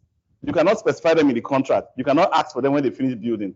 In fact, some builders will tell you to always call them. Oh yes, always call them when you have issues. When some of them want to be nice, they'll say, you know what, this is my electrician, he's a very good man, but I'll leave him for you. Just because they don't want to go through documentation to fully transfer. So I'm now going to use this man's head as my electrical system. If he's sick, my building becomes sick. If he's not available, my building is not available. If he dies, my building dies. That's what it means. So learn that. Regulatory requirements, we'll talk about building codes. We're going to learn all of the various codes, the old lessons to capture there. That's another lesson on its own. And then condition assessments. I was talking about FCA, FCI, and everybody was just looking at me like this. What is this saying? Very simple. To have the facility condition index, which is the indicator of the quality or condition of the building, you must do a facility condition assessment, which captures descriptive information, captures analytic information, put out as condition categories like condition 1, condition 2, condition 3 for every item, describe the state of every of those facilities, and comes up with a calculation for repair in cost, repair and replace, repair versus replace costs, right? And then use that to calculate your FCI. Every building can be compared with another building. This building can be compared to the vet's office that is right beside this lagoon here, right? There's a formula for calculating condition. It's an index. That index can be used to compare every type of building. It starts with having a condition assessment, right? Emergency and risk. How to prepare for all kinds of eventualities and how to simulate such eventualities. You know, have you heard, how do I even put this? If somebody thinks of something that is bad, what comes to your mind? God forbid, isn't it? In this course, you'll be taught to deliberately think of bad things and write them down. You know, the worst part of God forbid mindset is the bad things that happened last 2 years. It's happening again. Because God forbid, we did not analyze it. We didn't create any plan. So you learn how to do that. How to manage your assets, track assets, label them, put them in a system to manage. Your building fabric and structural maintenance. Oh, the walls, water is coming up everywhere, it's just becoming soggy. What's the solution? Oh, the ceiling are falling off. Oh, the walls are peeling. The fence, the paint not they stay. What is the problem, right? All of them has maintenance. Somebody came to put one chemical on the floor. As soon as they finished cleaning the floor, the pattern of the mop became a new design on the floor, permanent forever. What chemical? What cost it? What kind of floor? Do we even know? Then people just tell you that not tiles, not tiles. What you do to granite, vitrified, or marble, or porcelain, or ceramic are all different. One chemical can do different things to all five. And the funniest thing is that one material can have the look of all five. You can carry marble and create a granite finish, porcelain finish, ceramic finish. That's just the look. That's the coating on the top. It looks as if it is whatever you want it to be. But the material you have to know, and you cannot know by looking. So building fabric needs to be maintained. Maintenance planning. How to create a simple maintenance plan. Some people just tell me, Mr. Paul, we just need template. Just give me template. If you don't understand how I created the templates, you cannot use the templates.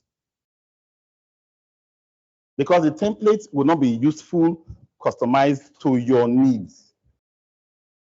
So instead, come and learn how to create a simple maintenance template so that when you input your information inside, it will be easy for you to understand and use and customize. And then space. Space is money, we say, right?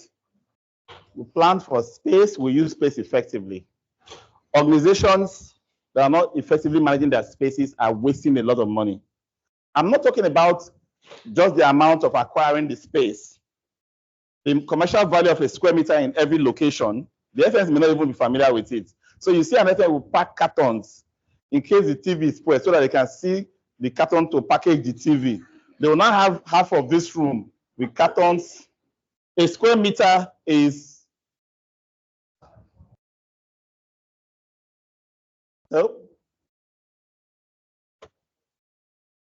energy and sustainability.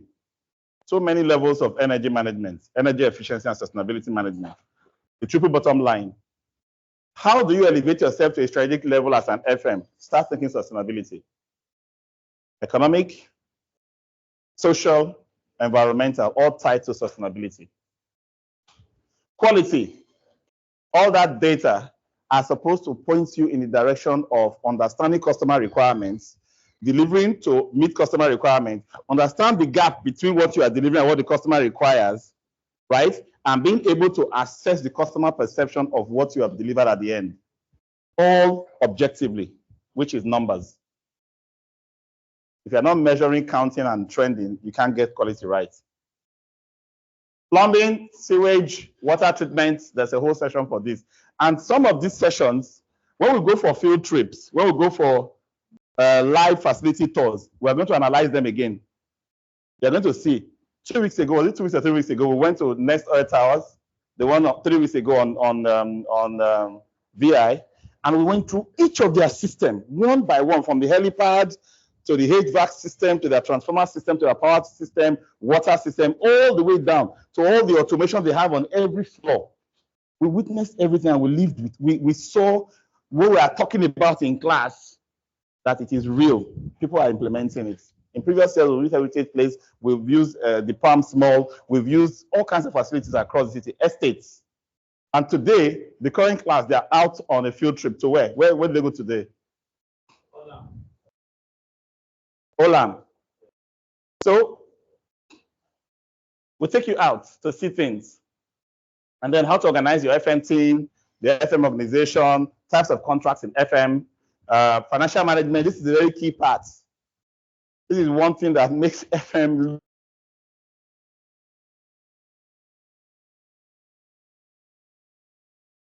give us, let's spend. We don't think about how to communicate strategically and with value. If you communicate strategically and with value, you can analyze exactly why you are spending money and showing the value for it. They will be asking you whether the money will be enough. are you asking for so small now? Can you not increase it? That's what they'll be asking you. Okay, so life cycle, what's life cycle? What's total cost? Guidelines on how to manage your financial operations. Facility condition index, budgets. We're going to deal with budgeting, and then we're going to talk about best value, the principles of best value. Then the project management. You know, we say project management is a competence, right? Somebody came to me and said, I'm thinking about project management or facility management. Don't think. Project management is in facility management. If you are in the built environment and you want to work in this industry, please do FM and take project management that's inside it. You can later go and do a PMP or any additional project management certification just to show your competence level has really heightened or peaked. But don't choose a competence over a profession. Take profession first. Are we together? That's why the medical doctor will first finish his medical practice, medical training, before he will go for a project management course. You get what I'm saying? It starts from what you are actually delivering, and you say, oh, how can I deliver better? Let me go and add project management to it. That's how FM is. Okay? Clean and hygiene. Sometimes you just think cleaning is just mop the floor exactly. It's ridiculous. It's ridiculous how people undermine the technical nature of cleaning, the strategic value of cleaning.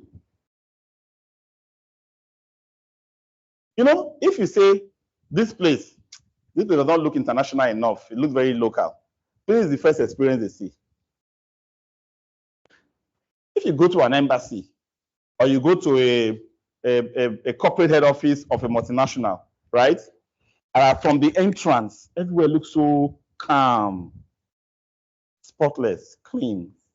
They may have old systems like old walls, old, rustic-looking furniture and the rest, but you see quality out of it because of the level of cleanliness and the attention people pay to them. They polish the wood. They clean the wall, and you're not seeing those when mop, clean ground, stain skirting.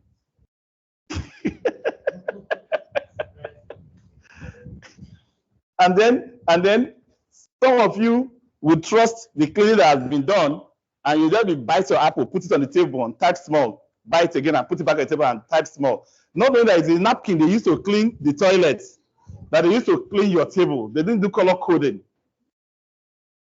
Be careful. Electrical systems, generators, transformers, the safety that should be built into electrical systems. Many people don't pick these things as important. Fire, shocks, energy wastage are all tied to electrical systems. If you don't have a clue, you don't have a clue. So you should know. Health and safety, a whole day for this. Plenty of items there. Then you have the fire systems, maintenance. You have the technology, IT, building information system, computer-aided facility management. We'll talk about all of this. Workplace productivity. Part of what we've done today. I have a class for it. How to find a job, success at job interview, tips on how to keep a job, reporting, writing, and presentations. Business course, you want to start a business. How do you find the market? How do you decide? Look, let me tell you, this course opened a lot of people's eyes. They just think that I know FM, I know how to deliver services. Therefore, I'll just go and register my company and then I'll start. They don't know the connection between the product and the market. If you have the product, you've only had 10%. If you have the market, you have what? 90%. In fact, some business people, they know the product, they understand the product, they're insider, but they're not involved in creating the product. They go for the market. After they have gotten the market, they get producers to produce, to sell. For example, as I am today, I can decide to win more FM jobs than I have capacity to deliver. I'll call all the FM companies. Come, let's sit down. I'm going to share it like this, like this. You will deliver here, you will deliver here, but this is the procedure you will follow, the Max-Migold way of doing things. right? At that point, I'm holding the market and you are the one doing the delivery, isn't it? If we want to share profit, how do you think we will share profit? Will it be 50-50? You might struggle to get 30 while I take 70. True or false? If you are not smart, to be 90-10.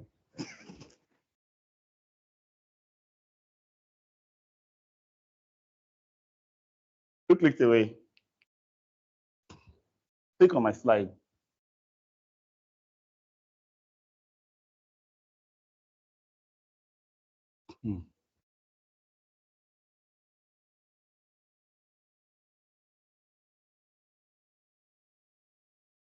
All right. So I want to go back to those are some of the things you will learn on the FMMC. So let's start off for a quick stretch while I take the last session. Are there questions online? I need to know.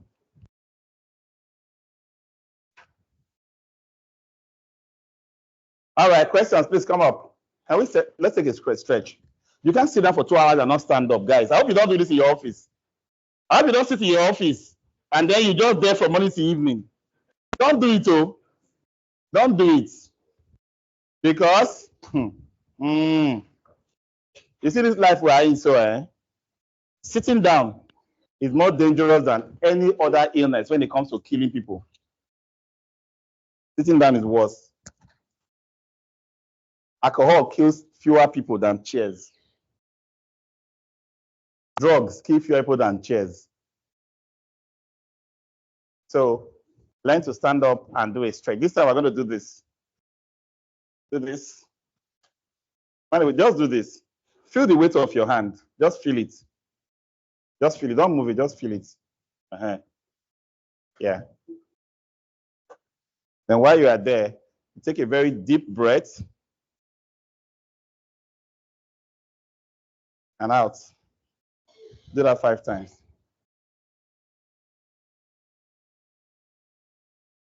Out.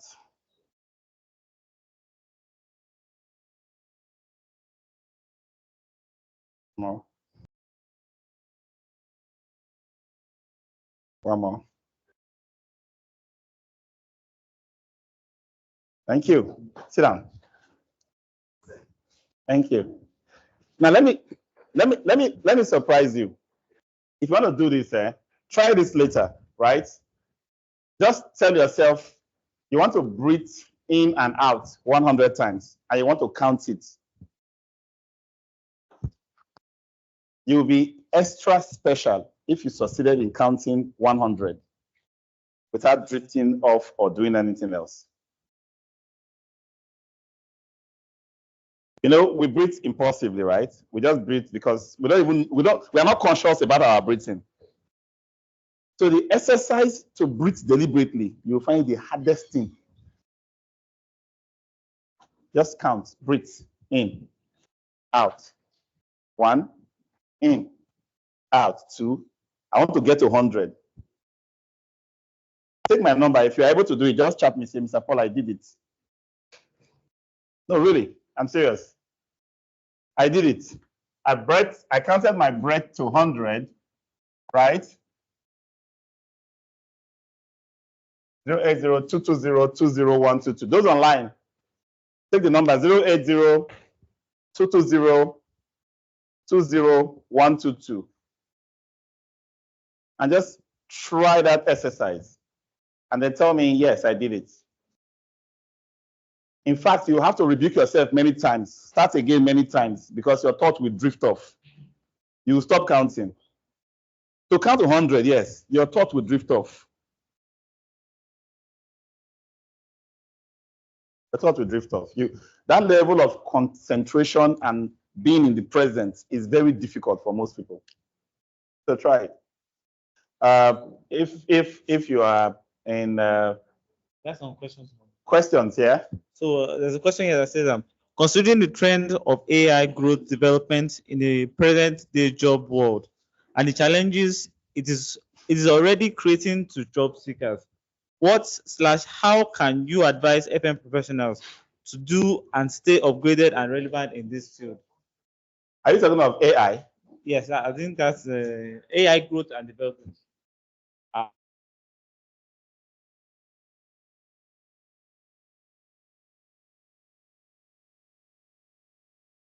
Doing. If you deploy AI into your technology stack, it will automate some of the data that you want to be collecting. It will automate some of the analysis. It will give you insights into what's happening in your site. It will not remove the human touch to facility management.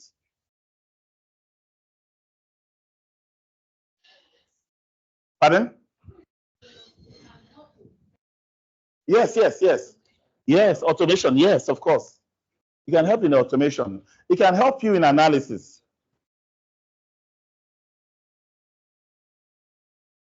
It can analyze your data, right? Historical data, and give you insights on how your facility is doing and how your systems are working. Yeah.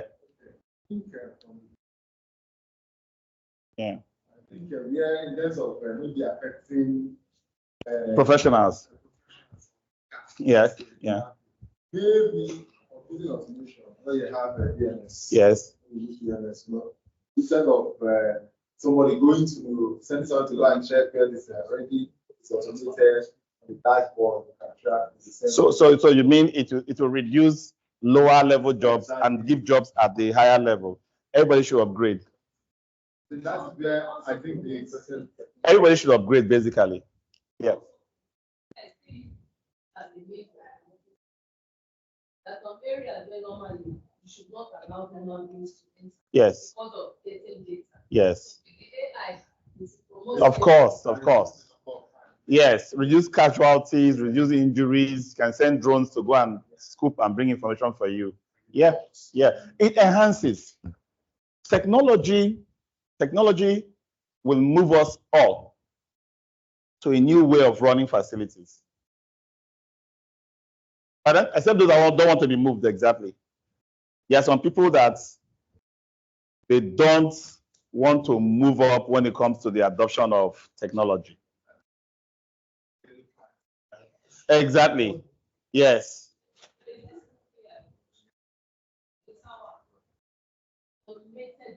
That's an FM film. That's an FM film. What's his name? The Rock. Yeah. Yes. Yes. Yes. Yes. Yes. Go and watch it. The Tower. The Rock is the star there, right?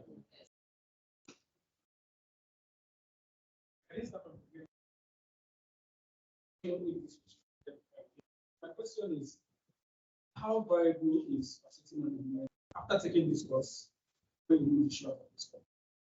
The second question is, are there tools, exit tools that are already that are being used in facility management, in any aspect of facility management at the moment? It's huge.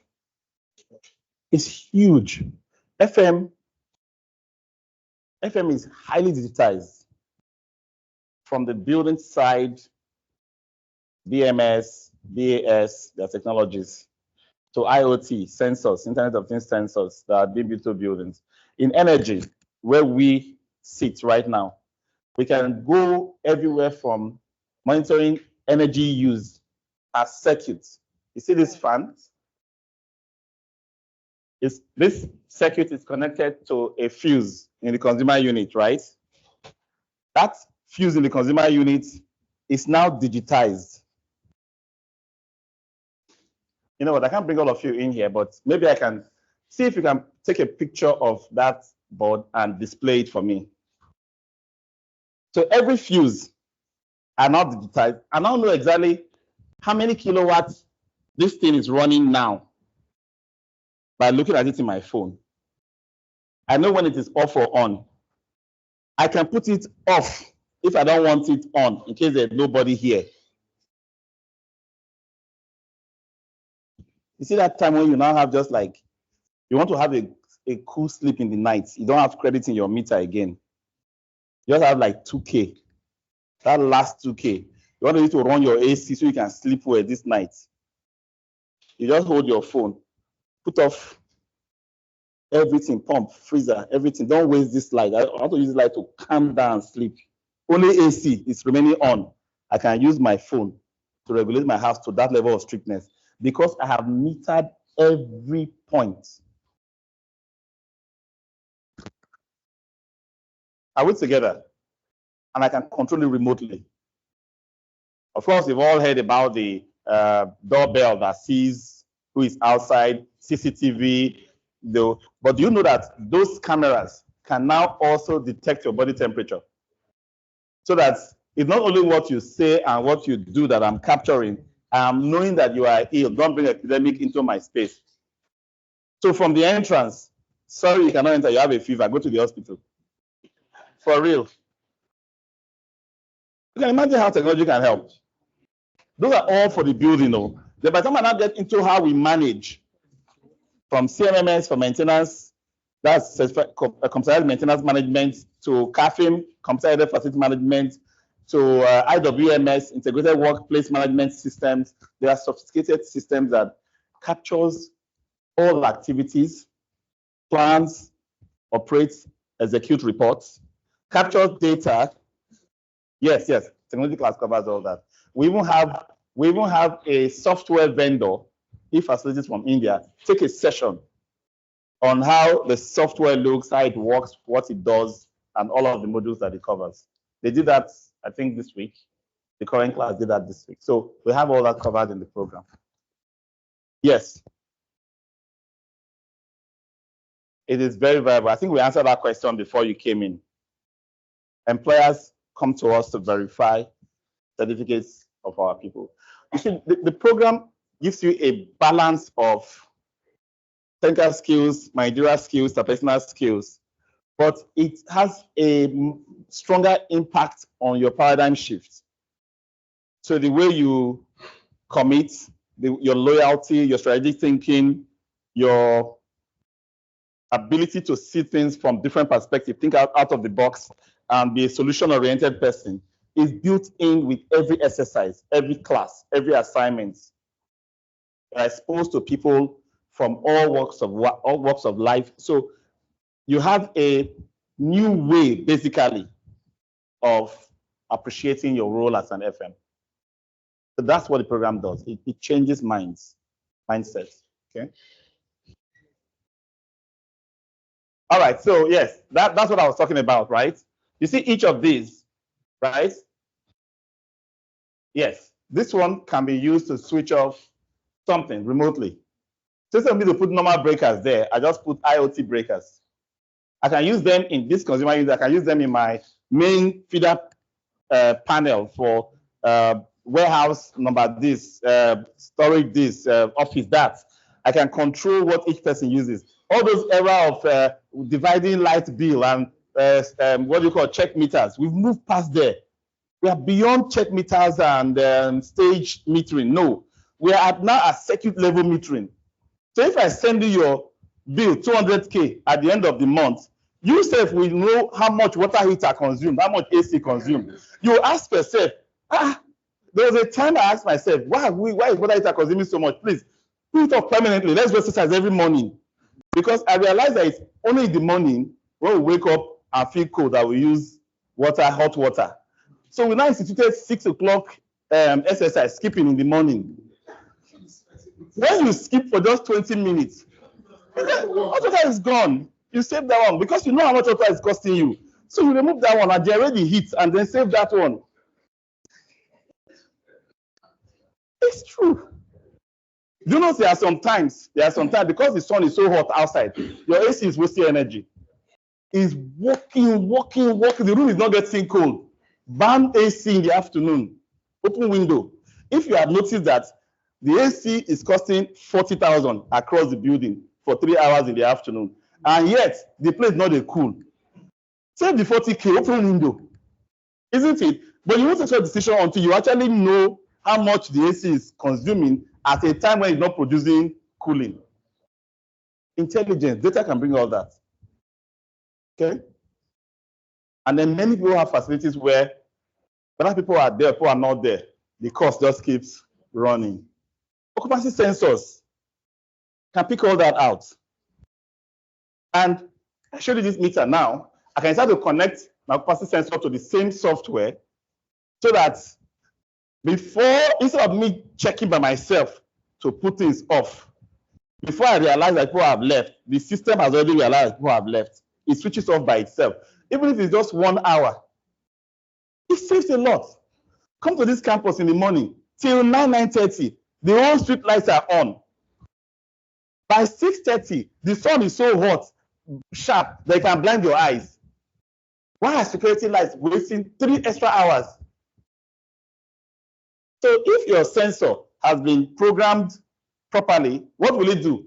As soon as the light brights enough, it's bright enough, people can see now, you switch off everything automatically. You don't wait for the, what's happening now is that they're waiting for the engineers who have the key to the box where the control is to resume work.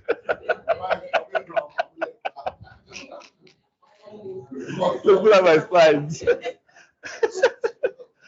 So, the next question. Wait, let me take this one first. You come next.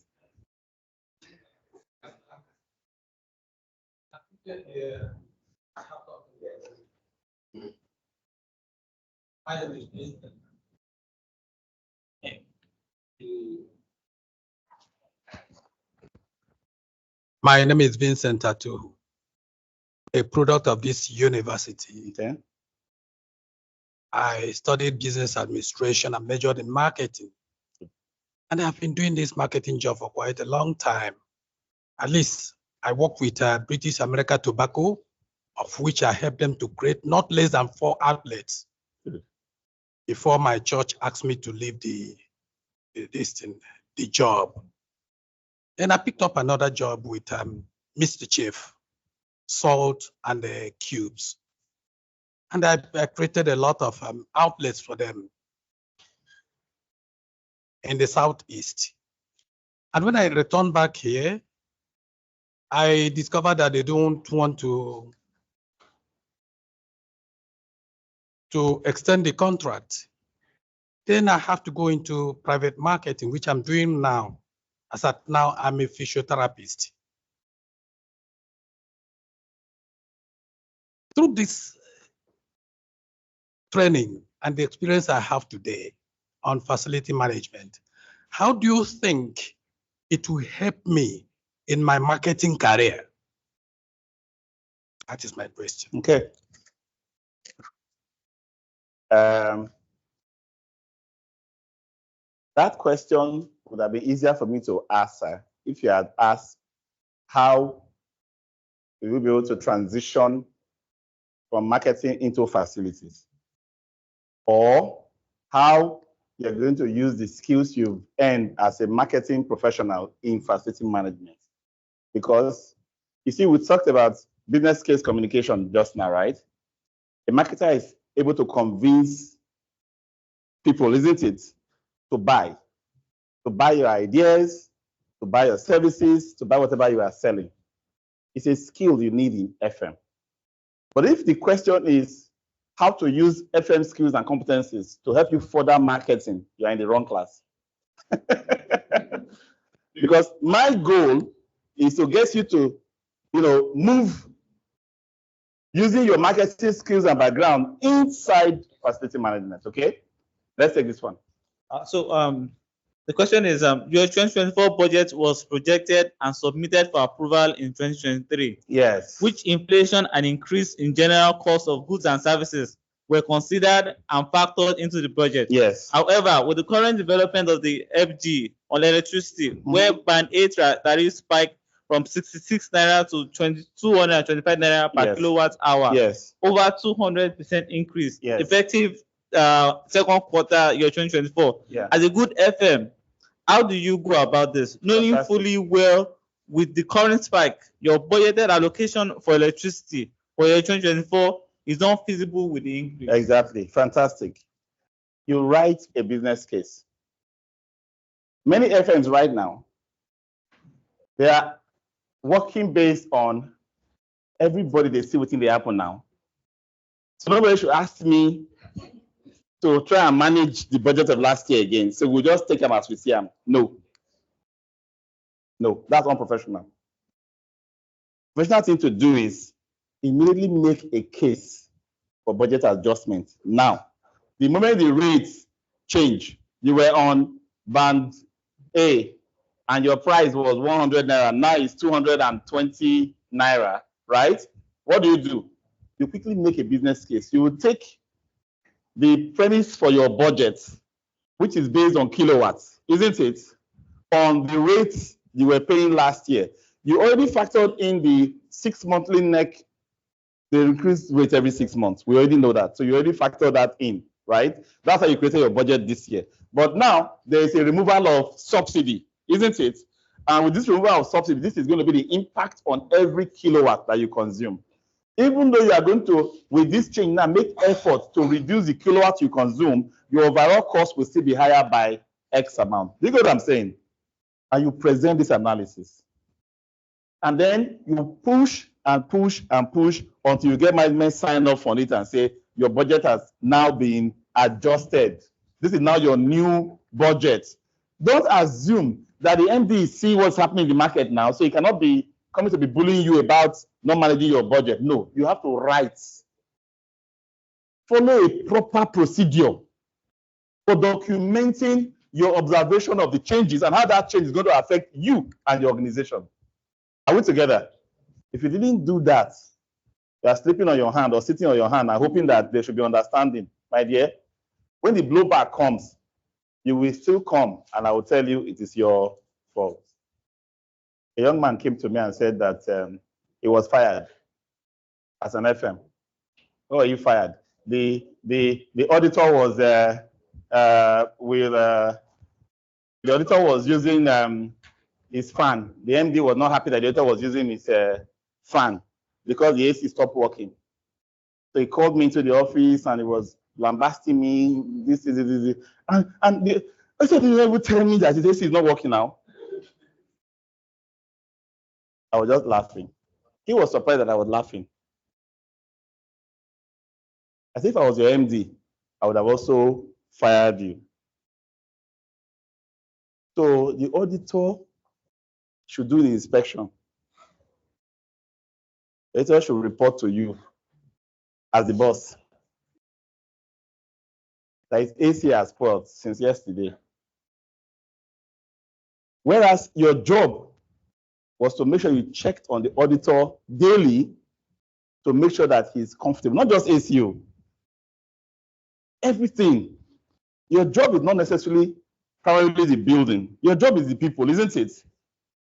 You've checked on each person that they're okay. Their toilet is not leaking. They have water. They have lights. Their AC is cooling.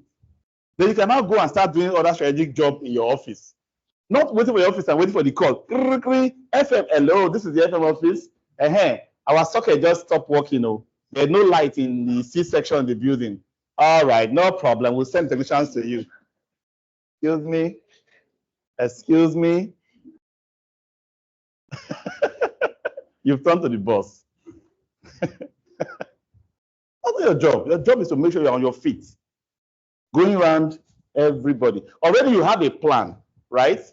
That plan includes what the plumbing technicians will check on a daily basis, what the AC technicians will check on a daily basis, what the electrical technicians will check on a daily basis, what the cleaning supervisor will do on a daily basis, what the secret supervisor will do on a daily basis. You already have that plan. You now have your own plan to rotate and see what they are doing, plus see how your people are faring. You have a report where they came to fix something. They told you it has been done. You closed it out. The least you can do is go back to the customer. Our team did this. I hope you're satisfied. Or tell me about your experience with this. Oh, your guys are good. Fantastic. Thank you. Thank you. You commend him for the feedback. You make a record of it, right? It shows you've closed the loop for that job. You finish a job sometimes. That job was finished yesterday. The guy was happy when it was finished too. 3 days later, the fourth came back again. The next call is going to give you is, since Monday. Did you hear what I said? Since Monday, I've been having this problem. But on Tuesday, it was actually fixed. Nobody came to close the loop. Because the next call would have been, that thing you did on Monday, that was good on Tuesday. it has gone bad again. Oh. If we see it as another job, isn't it? But since you didn't come to do that communication, that interaction, that closeout, it is tied together. And that's why you hear some people saying, this has been given up for them for 2 months. Useless effort. They don't know what they are doing here now. 2 months. Let me hear from you. I'll get back to you. Yes. Put my slide back. You don't have someone working under you. You don't have? Maybe you are doing a job of an FM, for example, just someone like us doing a job of an FM. You have somebody working under you. How do you avoid being pushed around or being used as boy, something? You don't have anybody working under you. Eh? You don't have anybody working under you. Yeah, the boy now.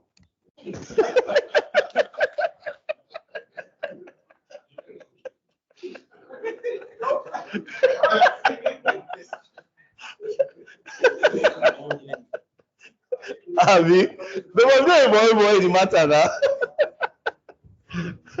But I understand what you mean. So the thing is this, your first focus is service. You want to do all you can, right? And if you don't have anybody under you, the expectation is that you should be hands-on. It's when the workload increases that being hands-on will not cut it anymore. You are not becoming elevated. You now have elevation for any position, any kind of profession, any kind of career means that people are coming under you. That's the sign of elevation. You know what I'm saying? Until you start having people, the cleaners, the technicians, security guards under you, you are all in one. Because some organizations may not have people directly under you, but they will have vendors that provide those services. Make sure you manage them as if they are your staff. Because many people behave with vendors like you and your boss. You are not under me. Whenever I want to talk to anybody, I call your boss. Whereas you are serving with me on ground. It's me that the people I'm providing the services for are asking questions. Then I'll not be talking directly with the boss who is in the office, doesn't know what is happening here. And this guy is always appearing from site every 2 hours to go and take small something in the side there. And the work is not moving on smoothly. I'm on level. As far as they sent you here, you are only an outsourced personnel. You work for me. I won't take the heat and not fry you with it. No.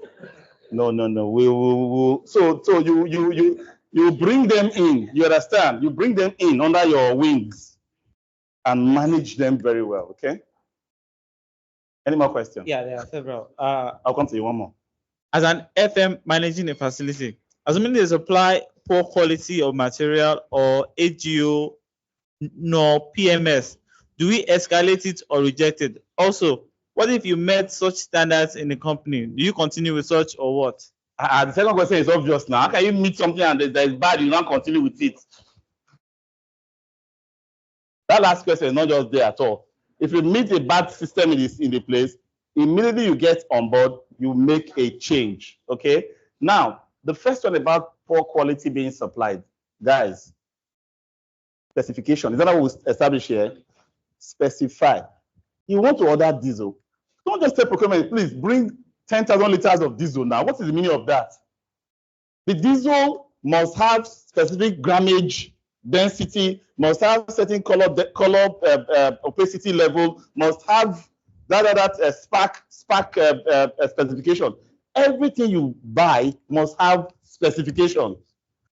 So when they bring the diesel, if first of all you want to use the stick where you rub the cream on it to check for water in the diesel, right? To see whether water is too much or within the range. If it's not within the range, that is the first test I would do. This diesel, please, tanker, driver, diesel, owner, everybody, carry your diesel and get out. I specify what I wanted. What you brought does not meet my specification. I cannot accept. I cannot just accept. There's nothing like escalate, reject. Because Your escalation and accepting does not make sense. The real escalation is going to blow in your face when the generator blow up next week. Because as at that time, it's not you that is escalating again. It's management that is escalating on you. So escalating what? Please reject the diesel that is bad. If you specify correctly, you will get good products. Okay? Next question. First is hold on to that thought. Hold on to this question. Let me get his question.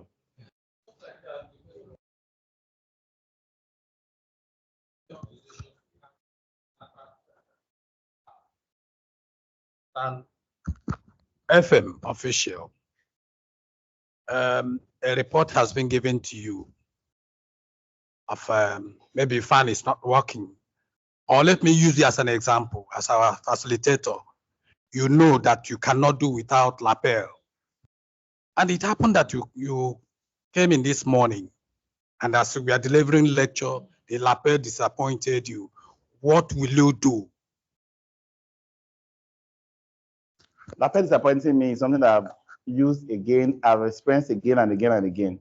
So I have my plan B. I have my plan B, I have my plan C.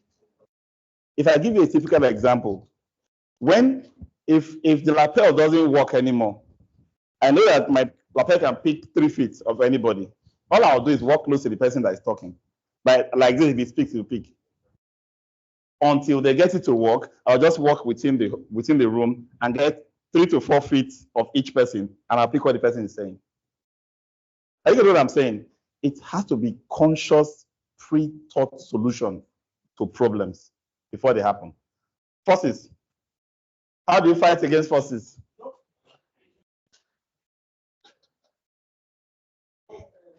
Yes. Yes. Please don't reject it if you do not specify what you asked for. If it is diesel, just diesel that you asked for, you have no right to reject it. Anything they brought that is diesel.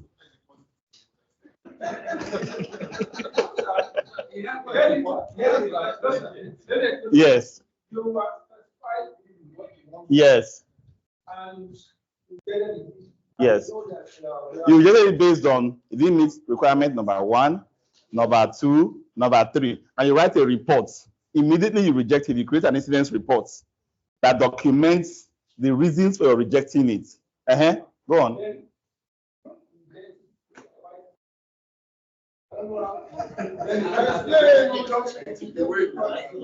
See, I understand you. I understand you. I understand you. I understand you, guys. Guys, I understand him. See, let me tell you something. Let me tell you something. Listen good. Do you know that by the time I'm rejecting, I am documenting, right? The forces are bigger than me, isn't it? They will override it. True or false? It's okay. Once I get that override, please offload your diesel. We don't buy them. We don't buy the diesel. Because the people who get the diesel. They don't talk, say, we go collect this diesel, Abi. It's fine. You can't be doing katikati inside another person's business now. It's a level you will get to, and the forces you will have to oblige. Okay? But let it not be that you rolled over without any effort, without any documentation, without any record. Do you get what I'm saying? Phone call is not enough. Boss, so this is the supply that no, it's not good at all. No, this will blow our injector. It will do this. So as if you are whining and crying. He will say, is this know what they have been supplying before? How many times has he blown this thing? Please let them supply. You go to one side. You say the forces have worked on you. That's not how the forces will work on you. Let the forces put their own pen on paper. Okay? Sometimes you may not have a process in place for documenting. Just send an email. Just send an email. I'm of the opinion that this diesel should not be supplied because of this and this and this. These are the evidence. These are the picture of, you put the diesel inside the hygrometer and then you take a picture of it and say, it's not within the range. So I'm rejecting it. You put all those evidence in there. Silence or an outright reply to say, receive it, it's okay. Or maybe you not got a call Now said, please accept it. Oh, we cannot fight this fight. Oh, now Oga wife, chairman wife, now they supply ammo. Make you not go step on toes. No problem. Thank you, sir. Deliver. Sir, thank you for the time on the call. I've received the diesel as you advised. I just documented what happened, isn't it? Very quiet, and you don't act too wise when forces are around you. Okay, don't act too wise. We have one more question. Okay, I'll be giving him the mic.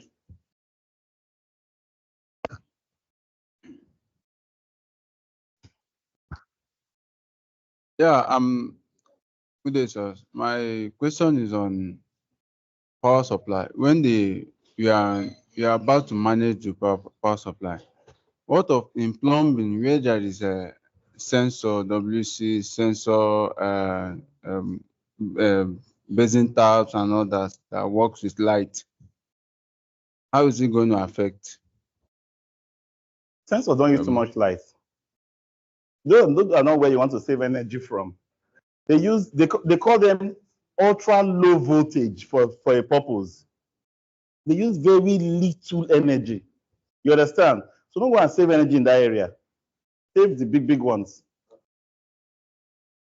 All right, guys.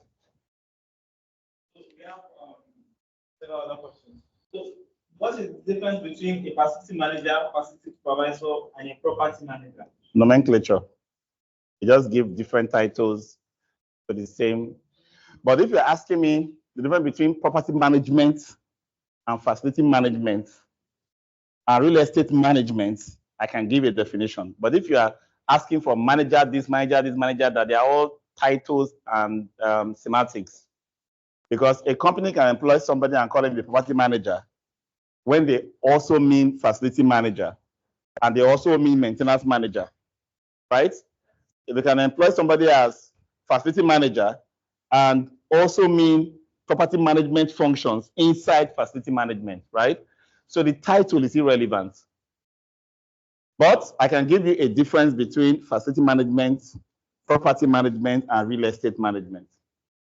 Real estate management takes property as a whole, a building or site as a whole, as one item. It's a very high level management that treats transactions, valuations as a property. So an estate is an item in real estate. A commercial building is an item in real estate. You are dealing with ownership, transfer, transactions of rent and leases, right? You are dealing with valuation. You are dealing with all those high level stuff about it. So if an investor buys a property, right, you are the one that will be charged with determining return on investments, financial modeling, all of those kind of stuff.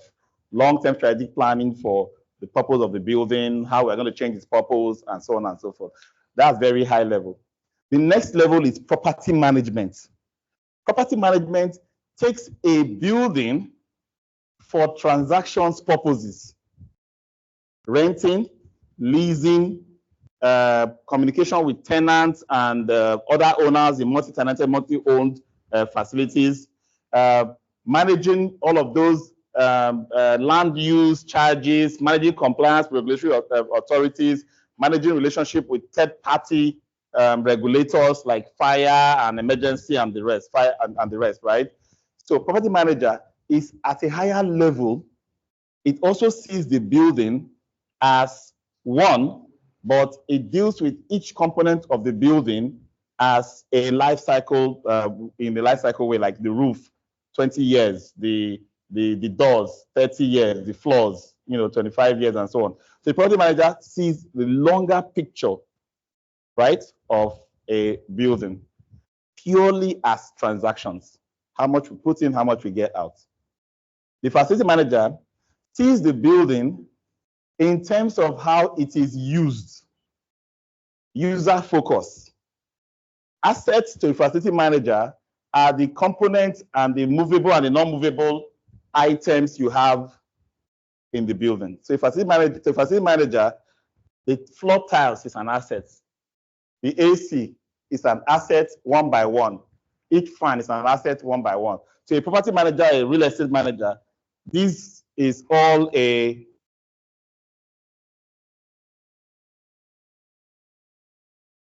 concern them whether the gen is something or the wall is ceramic or the floor is coated or whatever, right? So the FM is the one that deal with the people, the users, deal with the well-being of the users, the safety, the comfort of the users, deal with the maintenance of the asset, deal with asset as micro.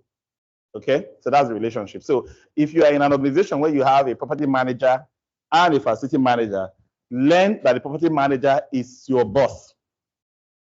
This is very difficult for most FMs to swallow. They start rubbing shoulder with property manager. No, property manager decides your maintenance budget because he's the one in charge of the return on investment for the owner, right?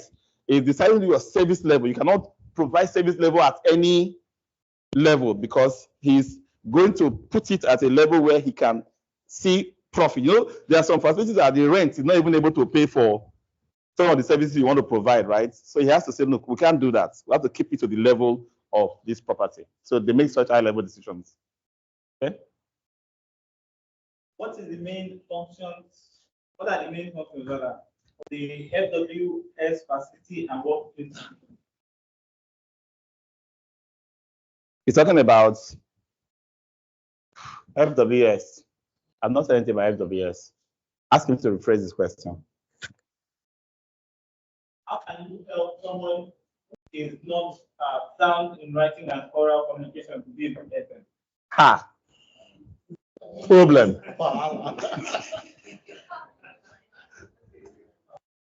We can start training small now. Even if you just to go and buy Cream Premier, that's small book that time. Who remember Cream Premier?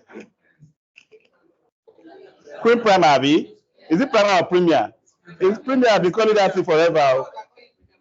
Is it Primer? Hey, yeah. Look at me. Start from there. See, guys, you have to know how to read and write and present and communicate. It's basic to our profession. I hear people say, oh, we are engineers, we are hands-on, we know how to. Just stay there.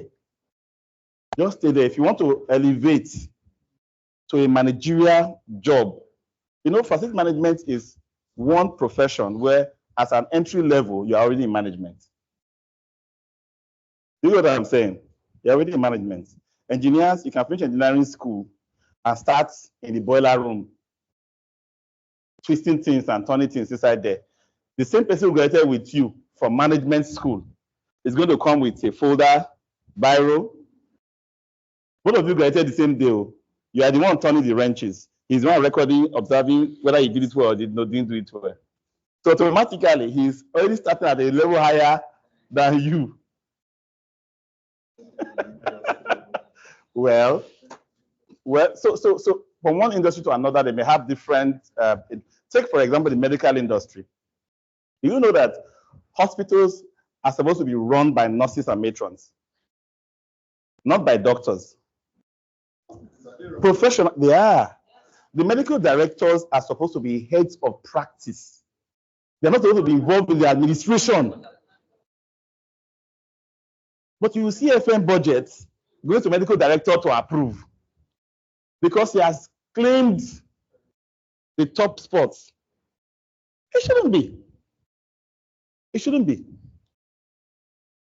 I have trained so many matrons and nurses in this program for organizations that understand what management is.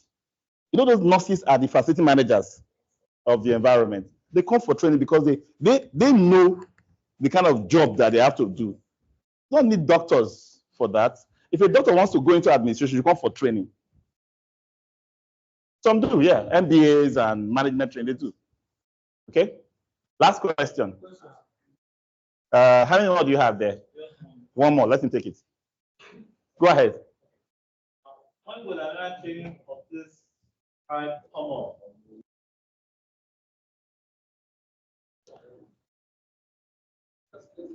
Follow us closely and you'll be informed. Okay? But please don't forget that May 6th is the day we are starting the FM diploma. May 6th. Do not wait for a free training. Your life is wasting waiting for free training. Let me hear your question.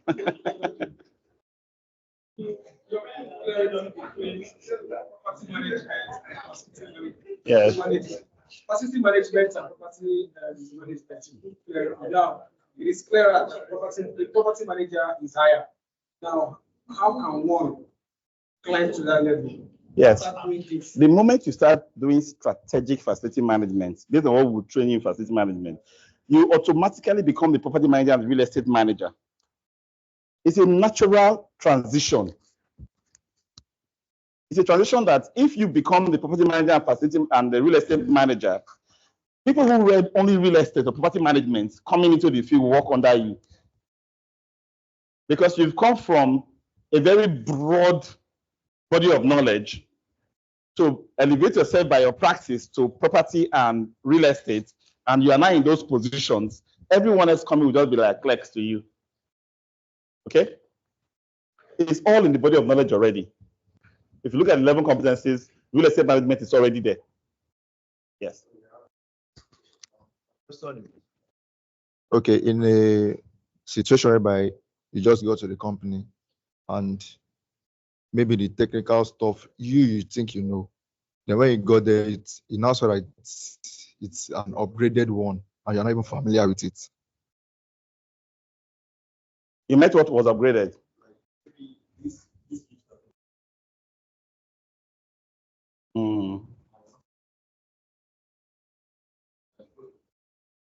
Find the manual now.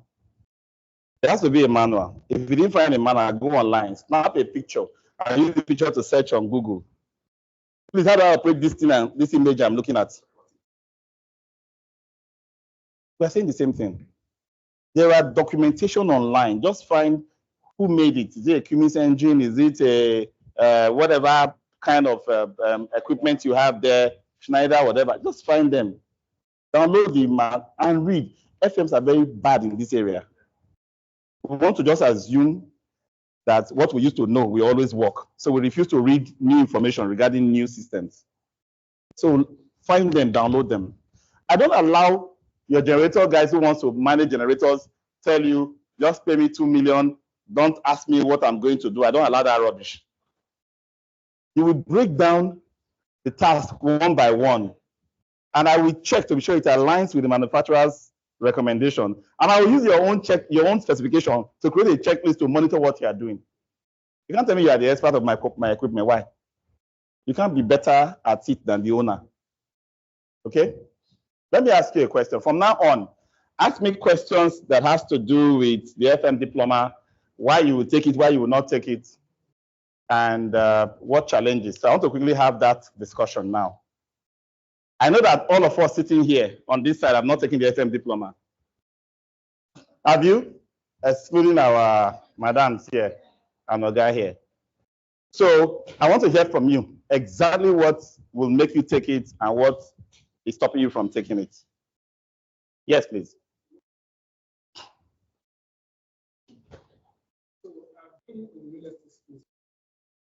Yep. The past 3-4 years, I ventured into property management. Good. So I have a couple of properties I manage, Good. and I know the usual called the caretaker. So I've been making researches to normal way. Yes. Found out FM. Good. Yeah. Sometime last year. We did a free training last year. Yeah. Good. You are doing awesome. Super, fantastic. A round of applause for him. Yes. Who else wants to take it and why? It starts on May 6th. I want to know how many of us here are going to go for it. Those online, please, if you are going to take the FMMC starting on May 6th, please raise your hand. My team will get to you. I want you to put on the notes why you will take it. What's motivating you? Class, yes, please. Get the mic off this way.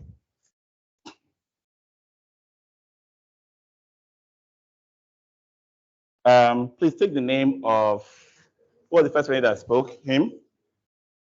Yes, who's going next?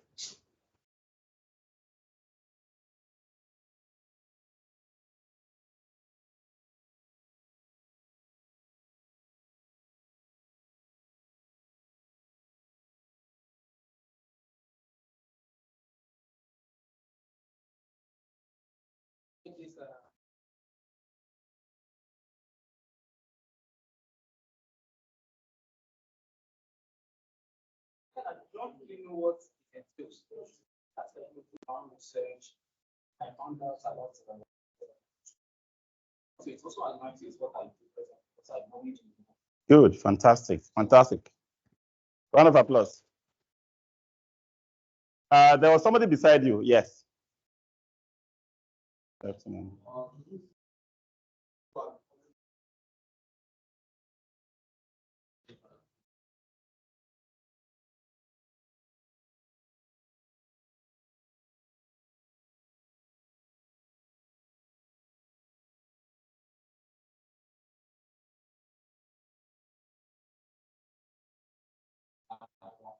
Yes.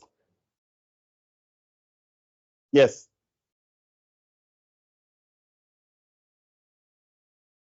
Mm-hmm.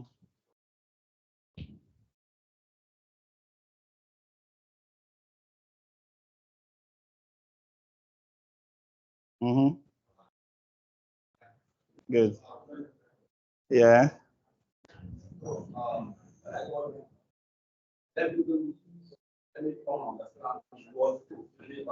Good. Good. Fantastic. Fantastic.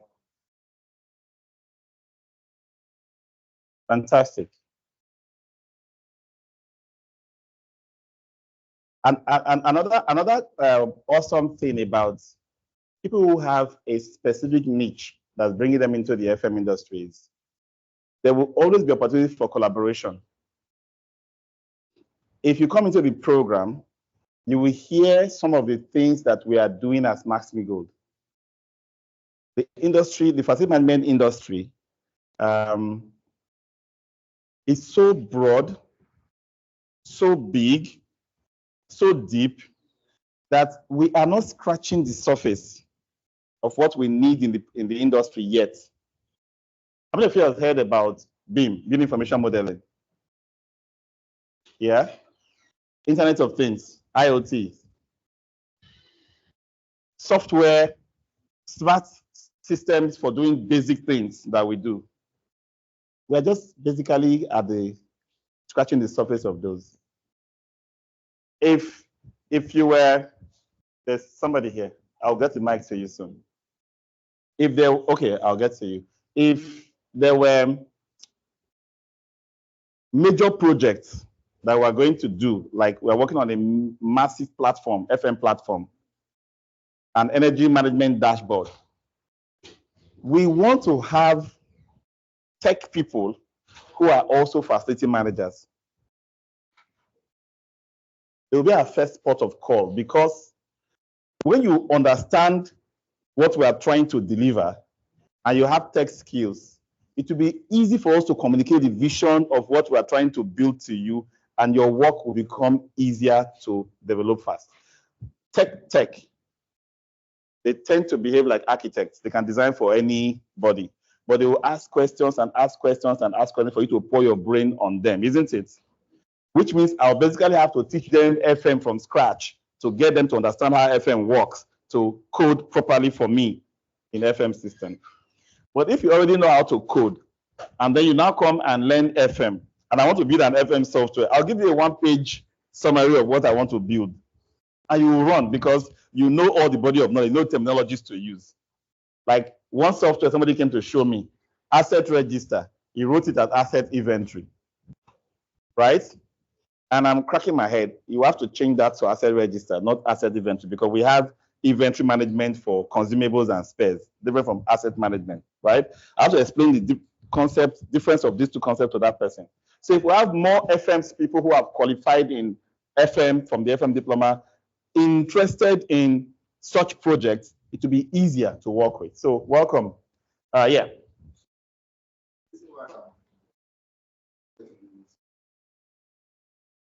Good.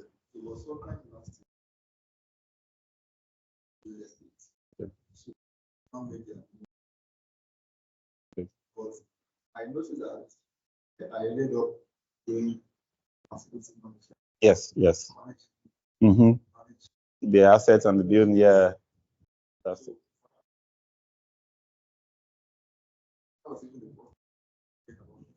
Mm-hmm. Good. I was so in love with it because I noticed that there's a lot of things. Very broad. Fantastic. Exactly. Fantastic. Awesome. Awesome. Thank you.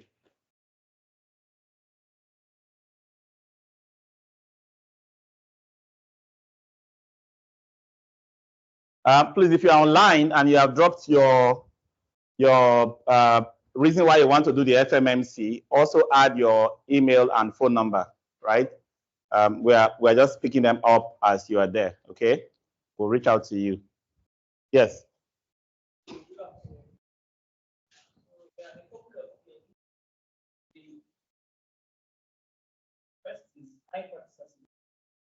And eventually, happy to commission 2 blocks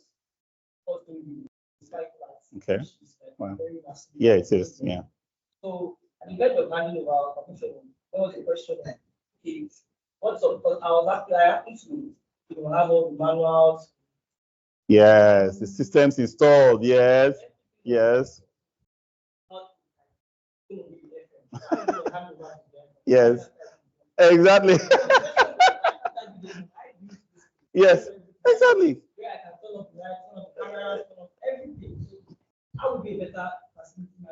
And you need the training to do that.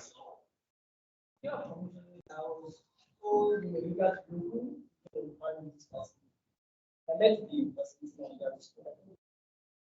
was on WhatsApp. So while I was doing WhatsApp, I saw a friend of mine last time. She said, I just saw the ads for the training. The opportunity and plan. Just merge at the same time. Fantastic.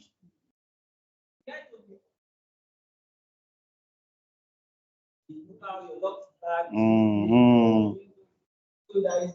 Yeah.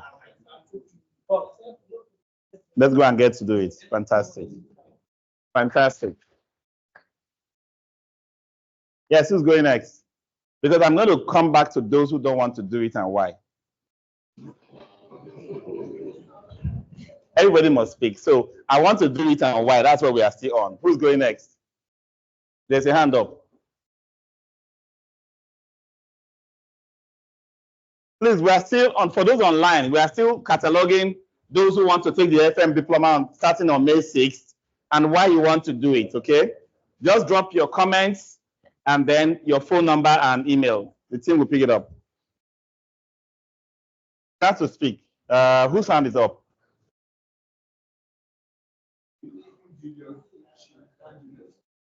Okay, hold on. Let me hear. Who's going next? Yes.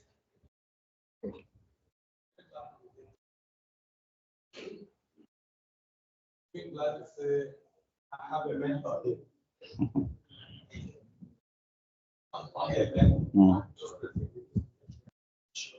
Awesome. I have within a church organization concerning them. Fantastic.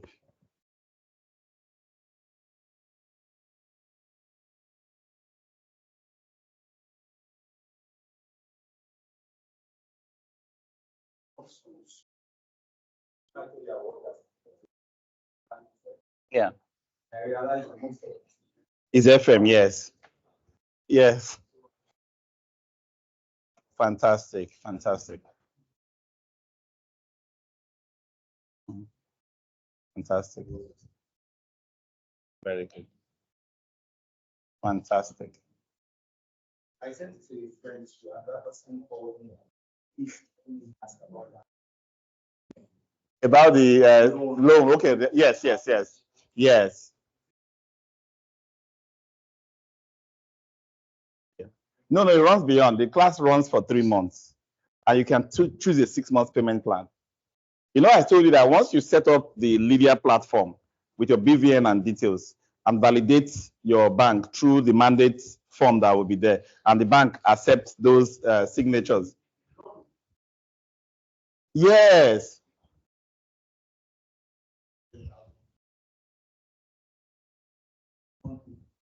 That's what I'm saying now. No, get the point.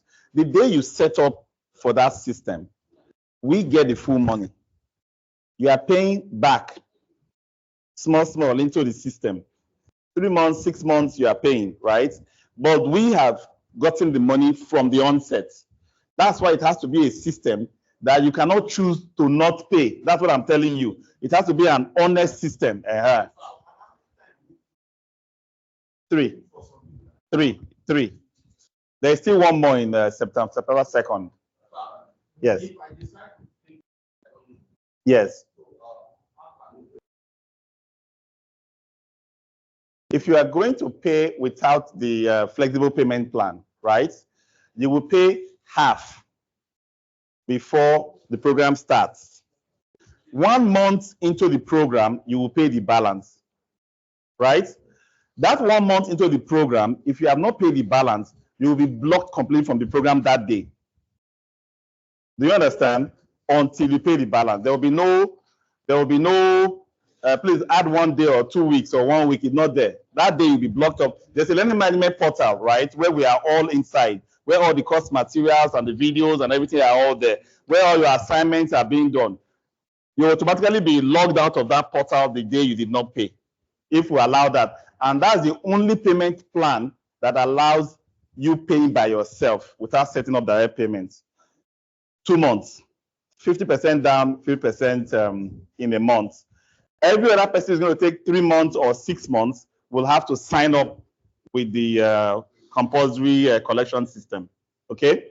Now, let me give you another reason why you should take it.